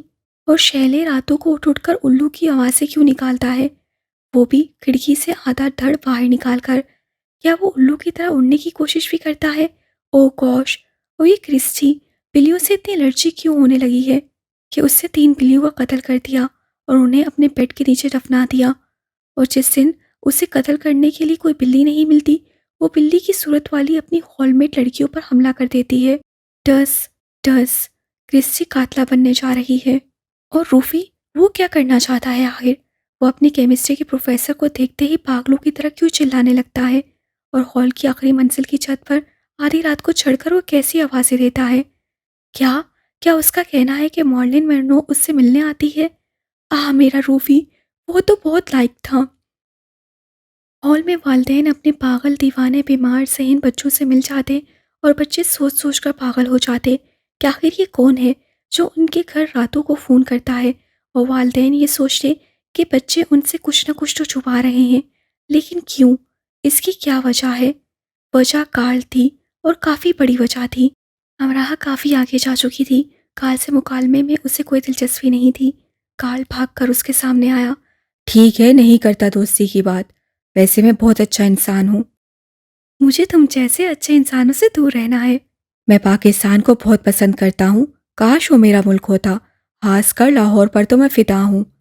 उसने दिल पर हाथ रखकर कहा, मुझे तशवीश हो रही है पाकिस्तान की किस्मत को लेकर, खासकर लाहौर को लेकर। मैं बिजनेस आइकॉन बन जाऊंगा तो पाकिस्तान को काफ़ी बिजनेस दूंगा। उफ, इतने बुरे हालात कभी नहीं आएंगे मेरे मुल्क पर। क्योंकि जितने बुरे आने थे वो तो तुम्हारी पैदाइश से आ चुके होंगे ना। पूरी जान से कहका लगाता वो चला गया। अमराहा तो सन्नाटे में ही आ गई। उसे बहुत बुरी लगी उसकी बात। हकीकत में अब तक की जाने वाली सारी बातों और हरकतों में सबसे ज़्यादा बुरी बात, वो कौन था उसके मासी के बारे में ऐसी खतरनाक बात करने वाला, जिस तरह का कार्ल था और जो बात वो कर गया था।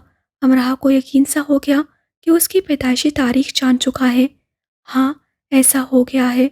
वो किसी न किसी तरह से उसका मासी भी जान चुका है। अब वो यूनी में इन बातों का इश्तिहार लगाता फिरेगा ना, और एक दिन जब वो यूनी आएगी उसे मालूम होगा कि सब उसे अमराहा नहीं कह रहे, बल्कि वो तो कुछ और ही। तो वो जान गया है कि डीन को वीडियो भेजने का मार्का मारने वाली पाकिस्तान में किस हैसियत की मालिक रही है। अमराहा ने अपना फ़ोन, अपना बैग चेक किया कि ज़रूर उसने उनमें कोई चिप लगा दी होगी या वीरा से लगवा दी होगी। बाद में वीरा जेनिफर लॉरेंस सर्च की सूरत पर बामुश्किल मासूमियत तारी करके कह देगी, मुझे क्या पता था वो तुम्हारी नहुसत के बारे में जान जाएगा। वो और दादा अक्सर मासी के बारे में यह बात करते रहते थे।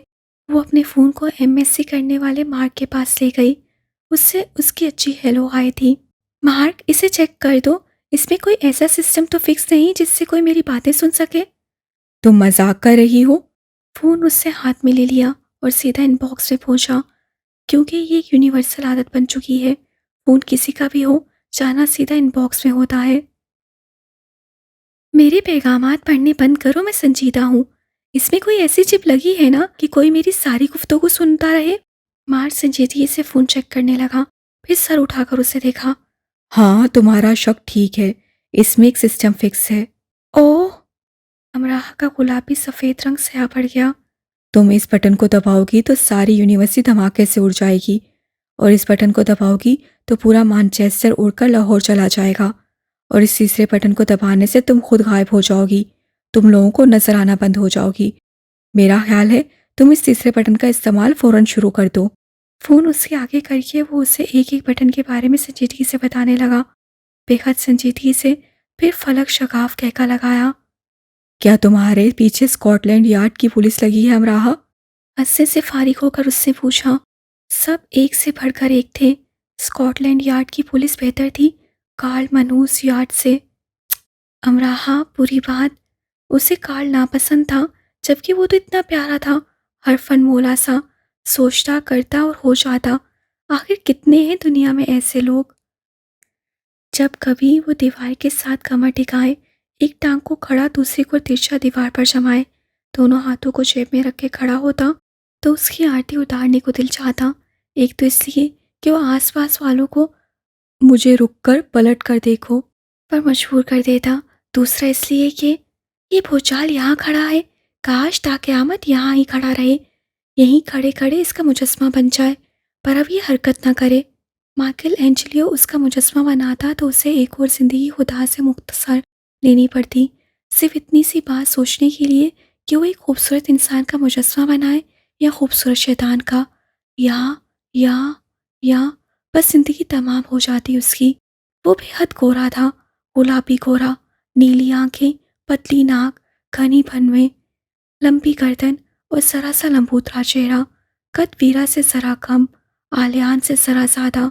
कभी कभी मूछें रख लेता तो ऐसे लगता किसी कदीम सल्तनत का जंगजू सुल्तान है, जो शेरों को दाएं बाएं बिठाकर ताम किया करता था और उन्हीं की तरह धाड़ा करता था। हाँ, वो इतना खूबसूरत ज़रूर था कि अगर गांव की मिटियारें पानी के खड़े अपनी लचकीली कमर पर टिकाए पगडंडी पर चलते कार्ल के पास से गुजरती तो ज़रूर कहती, वे तू किन्ना सोना है, कुछ खुदादा खौफ कर, वे तू इन्ना सोना क्यों है। कार्ल मुस्कुरा देता और शाने उचका देता। वो मिटियारों के सभी खड़े हा हा हा, झुस झुस झुस। रात को अमराहा साधना के कमरे में आई। वो आलियान के लिए चंद तोहफ़े पैक कर रही थी। आलियान घर क्यों नहीं आता? अमराहा ने पूछ ही लिया। पहले वीकेंड पर आ जाता था, फिर उसकी मामा ने मना कर दिया। मना क्यों कर दिया? अमराहा साधना की मदद करने लगी। मैं नहीं जानती, कभी कभार रात के आ जाता है। कब? मैंने उसे कभी आते नहीं देखा। एक दो बार से ज़्यादा नहीं आता, रात के आता है, कुछ देर ठहर कर चला जाता है। ज़्यादा वो खिड़की के रात से आना पसंद करता है, इसीलिए लेडी मेहर के कमरे की खिड़की अंदर से बंद नहीं होती। इसी महीने उसकी सालगिरह आने वाली है, तो वो आएगा केक लेकर। इसी महीने? अच्छा, तुम्हें पक्का मालूम है इसी महीने ना? हाँ, साधना मुस्कुराने लगी। अच्छा, यानी वो फिर चुन्ना मुन्ना सा केक लेकर खिड़की के रात से आएगा।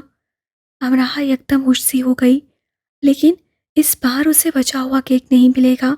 चलो कोई बात नहीं, हालात बुरे हो चुके थे तो अच्छे भी हो ही जाएंगे। आखिर को एक दिन सब ठीक हो ही जाएगा। उम्मीद के पौधे को पानी देते रहना चाहिए और उसे इतना तनावर कर देना चाहिए कि मायूसी का जंगल दूर दूर तक उगने ही ना पाए। वैसे भी साई कहता है, एहतताम पर सब ना सही लेकिन बहुत कुछ ठीक हो जाता है। अमराहा कहती है, एहतताम पर सब बुरा होगा तो कुछ अच्छा भी तो होगा ना, बल्कि ज़रूर अच्छा ही होगा सब। और मेरा ये कहना है कि एहतताम को भूल जाइए। ज़िंदगी हर पल सिर्फ शुरुआत का नाम है, उसे तनदही से जारी और सारी रखें। अगले दिन यूनी में वो क्लास के लिए निकली ही थी कि दादी ने बहुत खास वक्त निकाल कर उसे शर्फ़े बातचीत बख्शा। वो भी उनकी पसंद के जवाबात देती रही। नहीं, नाचने गाने वाली जगह पर नहीं जाती। हाँ, क्लब नहीं जाती दादी, हलाल गोश्त ही खाती हूँ, सहूलत से मिल जाता है। जी, 2 लोग जाते हैं, मुझे यूनिवर्सिटी छोड़ने फिर जॉब पर, घर लेकर भी आते हैं। अकेली नहीं जाती मैं दादी, बिल्कुल अकेली नहीं निकलती घर से। तुम पाकिस्तान कब आ रही हो? पाकिस्तान? उसका सांस अटकने लगा। तो असल बात ये करनी थी। कब खत्म हो रही है तुम्हारी पढ़ाई? क्यों, क्या करना है आपको? तुम्हारी शादी और क्या। क्या कह रही हैं दादी? उसे चिल्लाकर कहा। शादी, शादी। दादी उससे ज्यादा चिल्लाई। अब बोल क्यों नहीं रही दादी, मुझे आपकी आवाज नहीं आ रही। बोल तो रही हूँ। अम्मा देखो इसे क्या हुआ, इसकी तस्वीर तो नजर आ रही है, इसे मेरी आवाज क्यों नहीं जा रही? हमारी आवाज आ रही है तुम्हें? मैं तुम्हें नजर आ रहा हूँ क्या? दादी बोले ना, कहाँ चली गई? अच्छा, मेरा लेक्चर है, मैं जा रही हूँ। वो लॉक ऑफ हो गई और लफ्ज शादी शादी उसके कानों में साए साए करने लगा। तुम्हारा रंग पीला पड़ रहा है अमराहा, करीब से गुजरते चमका ने राय सन्नी की। In the memory of Katie the cat. ये वो बोर्ड था जो अमराहा के क्लास फेलो लोरेन की पुष्प संजीर में परोया झूल रहा था। रात उसकी बिल्ली का इंतकाल हो चुका था और आज वो शोक मना रही थी। उससे काली शर्ट और स्कर्ट पहन रखी थी और बाल ब्रश नहीं किए थे, मुंह भी नहीं धोया था। रो रो कर उसकी आंखें सुर्ख हो चुकी थी और उससे रात से कुछ नहीं खाया था, ये भी नजर आ रहा था। अमराहा उसके पास गई, उसकी बिल्ली का अफसोस करने। जिंदगी में पहली बार वो किसी जानवर के मरने का अफसोस कर रही थी। कैसे मरी बेचारी बिल्ली? ऐसे न कहो अमराहा, वो बेचारी हरगिज नहीं थी, बहुत बहादुर थी, प्रिंसेस थी। ओह, प्रिंसेस कैटी कैसे मरी लोरेन? गम की शिद्दत से लोरेन फिर बेकाबू सी हो गई। आंखें टिश्यू में छुपा ली और एक हाथ से इशारा करके बताया कि उसकी मौत के बारे में ना पूछा जाए, उससे बहुत तकलीफ होती है। अमराहा आंखें पटपटा कर उसे देखती रही। बिल्ली की याद में दोनों हाथ गोद में रख लिए। अब सच ये था कि अमराहा को दूर के अजीज़ों की वफात पर रोना नहीं आया करता था। अब लोरेन के साथ देने के लिए कैसे रो लेती?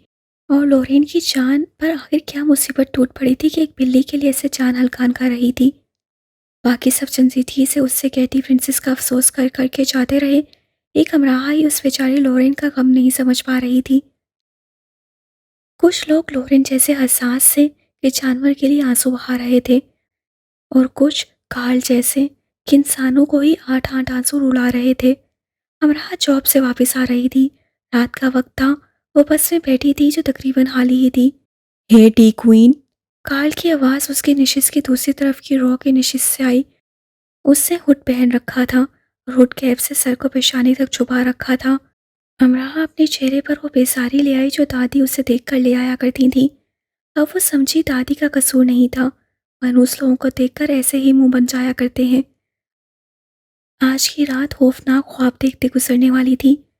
रात के इस वक्त उसे जो देख लिया था, वो और आलियान साइकिल का इस्तेमाल बहुत करते थे। खुदा जाने आज वो बस में क्यों सवार था। तुम मुझे पूरी तरह से नज़रअंदाज कर रही हो। आखिर को हम यूनी फेलो हैं। फिर मेरे तुम पर कितने एहसानात भी तो हैं, खासकर वो, अगर मैं हॉट रॉक में वो डिस्क न चलवाता तो सोचो, आलियान जैसा बोर इंसान तुम्हारा सर खा रहा होता और तुम मुझ जैसे सुपर फास्ट सुपर हीरो से मरहूम हो जाती। कितनी बदकिस्मत होगी वो जिसका वो हीरो होगा, यानी बीवी। बेचारी ने ऐसे ही मजाक में कोई बात कह दी और कार्ल ने उसके मजाक का जवाब देने के लिए उसे छत से उल्टा लटका दिया या फ्रिज में बंद कर दिया, वरना लॉन्ड्री मशीन में ठोस का घुमा दिया, और नहीं तो गरीब का एक हाथ कान ही काट लिया। अमराहा सोचती रही और खिड़की से बाहर देखती रही। आज सिर्फ तुम्हारे लिए मैं बस में सवार हुआ हूँ। अमराहा ने जरा सी गर्दन मोड़कर उसे देखा। मुस्कुराहट उसकी आंखों में चमक रही थी। अमराहा को खौफ सा आया। ये यहाँ क्या कर रहा है? बस के किराए में मैं अपने फ़ोन ज़ाया नहीं करता। उठ कर खड़ा हो गया और उसकी निशिस के पास आ गया। जो 2 पौंड तुमने मुझे दिए थे उनमें चंद पाउंड और मिलाकर मैं ये ले आया हूँ। उसने वो हाथ जो हुड पॉकेट में था निकाला और छन से एक हथकड़ी निकल कर सामने आई। पलक झपकने की देर थी। कार्ल ने उसके हाथ जो अगले निशिस की पुश के कोल रॉड पर रखा था वह हथकड़ी डालकर रॉड के साथ लॉक कर दिया। ये अमरा दंग रह गई। उससे हथकड़ी को झटका दिया। कार्ल, क्या बदतमीजी है ये। बदतमीजी नहीं, जवाब। मैं उधार नहीं रखता, लड़कियों का तो बिल्कुल नहीं। वो बड़ी शान से मुस्कुराया। क्योंकि मैं काउंट डिस्ट्रॉयर हूं ना। कार्ल, मजाक बंद करो। मजाक हम कल यूनी में करेंगे। कहता वो स्टॉप पर रुकती बस से उतर गया। कार्ल, वुड खड़ी हुई हथकड़ी झटकने लगी। कार्ल, रुक जाओ, इसे खोल कर जाओ। वो चिल्लाई, लेकिन कानों में ईयरफोन लगाए तेज इंग्लिश म्यूजिक पर आरा तिरछा होते वो दूर होता चला गया। बस में सवार 6 अफराद उसे देखने लगे। मेरी मदद करें, वो तेज आवाज में चिल्लाई। सबके सब बैठे देख रहे थे, आगे नहीं आ रहे थे। उसकी आवाज पर जैसे चौंक गए और उसकी तरफ आए। ओ, यूनिवर्सिटी के चूजे जो ना करें वही कम है। आखिरी स्टॉप तक इंतजार करें, वहीं कुछ होगा। मैं ऑफिस फोन कर देता हूँ, वो उसे खोलने का इंतजाम रखे। टिकट चेकर ने कहा। आखिरी स्टॉप, इतनी दूर और फिर रात। अमराहा ने गहरे गहरे सांस लेकर खुद को नॉर्मल रखना चाहा, वरना गुस्से से वो रॉड के साथ सर फोड़ लेने को थी। ये उससे क्या किया? उससे कार्ल जैसे फितूर से टक्कर क्यों ली? क्या जरूरत थी? कितनी पागल थी अमराहा। एक ऐसी लड़की जो सर्दियों की रात में किचन तक अकेले पानी पीने नहीं जाया करती थी, ने डीन को कार्ल की वीडियो भेज दी। एक ऐसी लड़की भी जो चूहे को फदकते देखकर आसमान हिला देने वाली चीखें मारने वाली नस्ल से ताल्लुक रखती थी।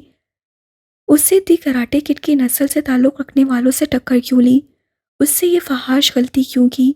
एक ऐसा माहौल जहाँ लड़कियां हल्की रफ्तार से चलती बस के पायदान की रॉड को पकड़कर उसमें बैठ जाने को बड़का मार्का समझती हैं, वो यूनिवर्सिटी आग सर कर लेने वालों को कैसे और क्यों ललकार बैठी?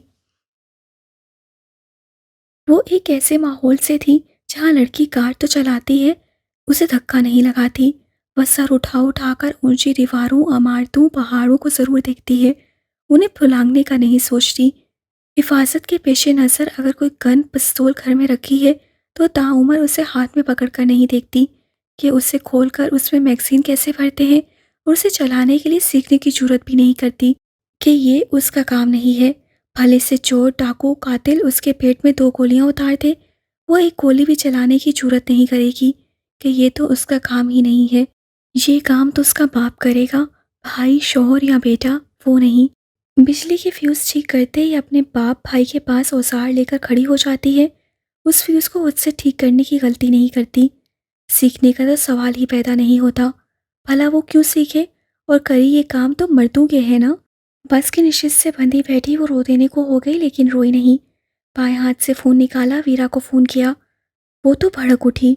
तुम पहले ही मेरी नाक कटवा चुकी हो। यानी वीरा की नाक का दारोमदार भी उसी पर था।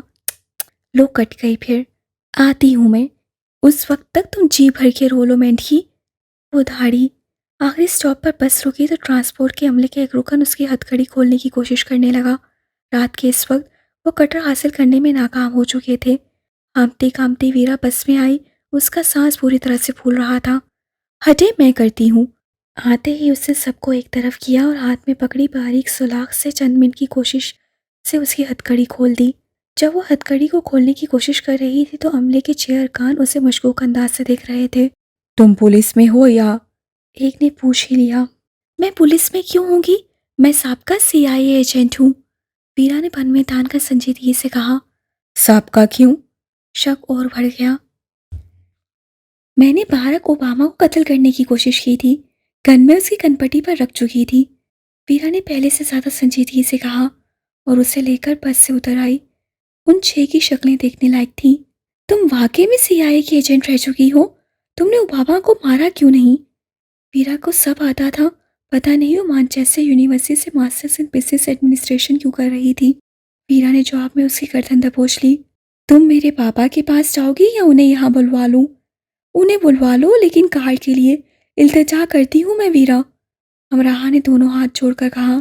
वो छोटे मोटे केस हैंडल नहीं करते। वीरा ने गुस्से से अपनी रोलर कोस्टर को स्टार्ट किया। तुम्हारे लिए आ सकते हैं, तुम हो मिशन इम्पॉसिबल। सारे रस्से वीरा गुस्से से बुड़बुड़ाती रही, उसे सुनाती रही। वो चुप करके बीबीसी वीरा सर्विस सुनती रही। वीरा ने साइकिल रोकी पर वो शटलकॉक तो नहीं था। वो तो वो जगह थी जहाँ आलियान रहता था और साथ ही कार्ल, हमारा कार्ल। वीरा तुम यहाँ क्यों आई हो? चलो तुम अंदर एक मुक्का मारो कार्ल के मुंह पर। वीरा ने उसका हाथ अपने हाथ में मजबूती से लिया। नहीं, मैं नहीं जाऊंगी अंदर। मुझे कुछ नहीं कहना कार्ल से, बस खत्म। फिर मुझसे दोस्ती खत्म कर दो।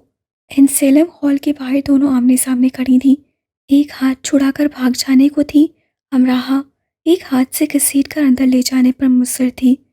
वीरा, मुझे तुम्हारी जैसी बुज़दिल दोस्त नहीं चाहिए। वीरा धाड़ी, मैं अंदर चली जाती हूँ लेकिन मैं कार्ल को कुछ नहीं कह सकती। मेरी बात समझने की कोशिश करो, मैं ये नहीं कर सकती। जवाब में वीरा उसे अपने साथ अंदर ले आई और अंदर दाखिल होते ही कर्जदार आवाज़ में नजर आने वाले पहले लड़के से कार्ल के बारे में पूछा। कॉरिडोर में और भी लड़के थे। वीरा की आमद और ऐसी आवाज़ से मुतवज्जा हो गए। वो वहाँ म्यूजिक बार में। शावेज से पूरे दांत निकालकर हाथ का इशारा करके बताया भी और साथ आगे को भी हो गया। क्या ये मोहतरमा, कार्ल पर जो अजाब नासिल करना है इसके लिए मैं आपको ले चलता हूँ। इस कार में मेरा हिस्सा भी डलने दीजिए। आसपास के जो दूसरे थे वो भी म्यूजिक बार की तरफ बढ़ने लगे। ऐसे बिना टिकट का फर्स्ट शो कौन मिस करना चाहेगा भला? कुछ लड़के ऊपर की तरफ लपके। ये बाकी हॉलमेट्स को भी बुला लाएं कि वीरा कार्ल का पूछने इस वक्त आई है, और इस अंदाज में आई जैसे हॉल से बाहर रूस की फौज को पोजीशन लिए खड़ा कर आई हो। 1 2 3 फायर। वीरा ने अमराहा का हाथ मजबूती से थाम रखा था। म्यूजिक बार के दरवाजे में खड़े होकर उससे अंदर नजर दौड़ाई।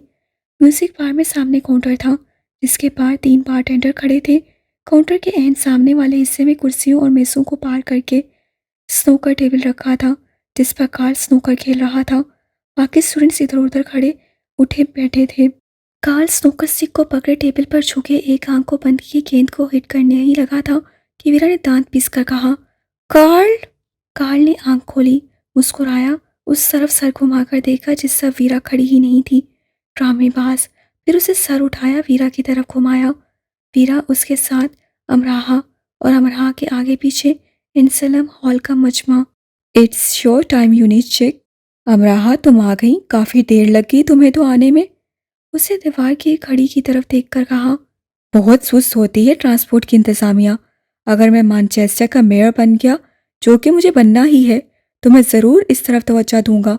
लेकिन मेरे मेयर बनने के वक्त के आने से पहले तक के लिए सॉरी। स्नूकर स्टिक उससे ऐसे हाथ में पकड़ रखी थी जैसे AS-50 की स्नाइपर राइफल।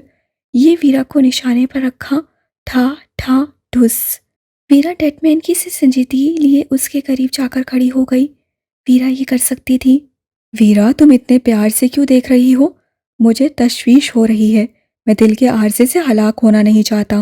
वीरा ने अपना वो हाथ जो उसके क्रॉस बैग की जेब के अंदर था निकाला और हाथ में पकड़ी बोतल का स्प्रे उसकी आंखों पर कर दिया।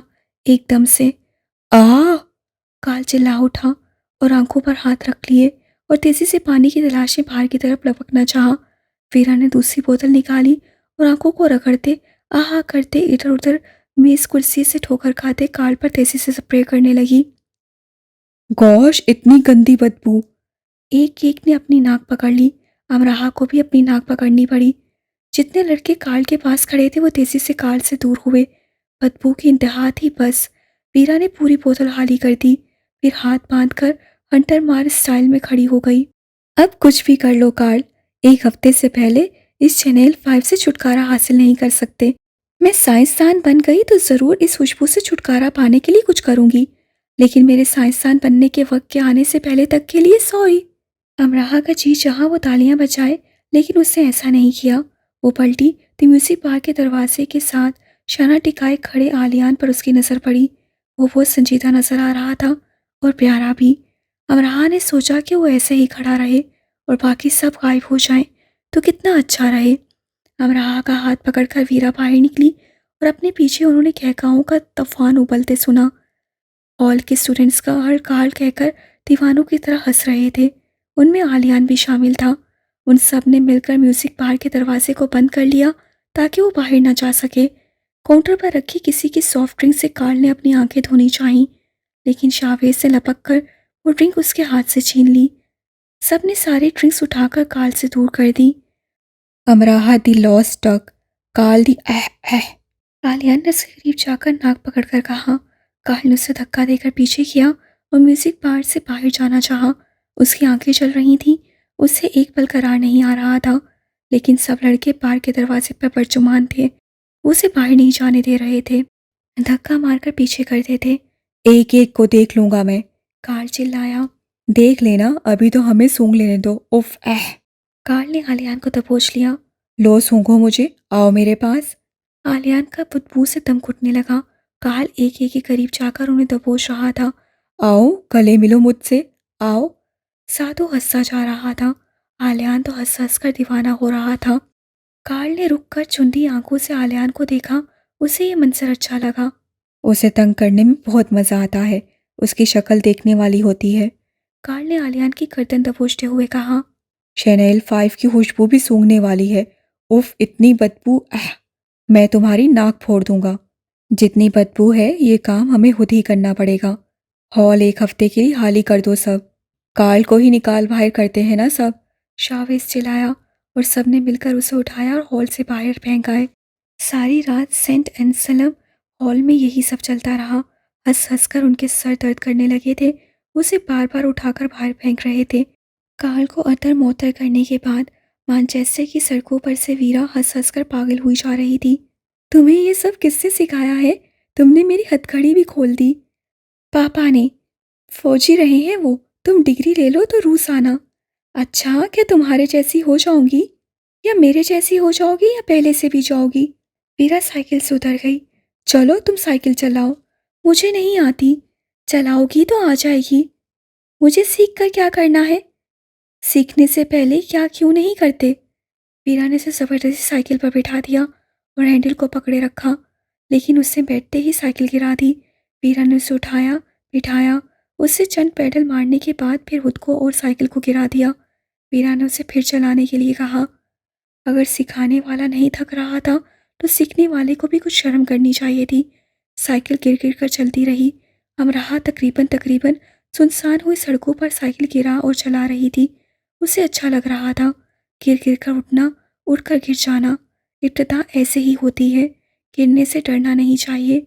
जामिद हो जाने से, हरकत ना करने से खौफ खाना चाहिए। जब सारी कायनात किताब बनी खुली पड़ी हो तो इंसान को शागिर्द ज़रूर बन जाना चाहिए। देर नहीं करनी चाहिए। देर हो जाए तो मज़ीद देर नहीं करनी चाहिए। आसमान के सभी दरवाजे खुले पड़े हैं। आए इन दरवाज़ों के उस पार कूद जाएं, उससे अगले पार, क्योंकि ये सब इंसान को ही करना है और ये सब इंसान ही कर सकता है। ज़मीन बिछी हुई है और फलक तना हुआ है और कायनात लामहदूद फैलती जा रही है और हर लम्हे ये पुकार करती है, आओ और मुझे पालो, मेरी फातह बन जाओ।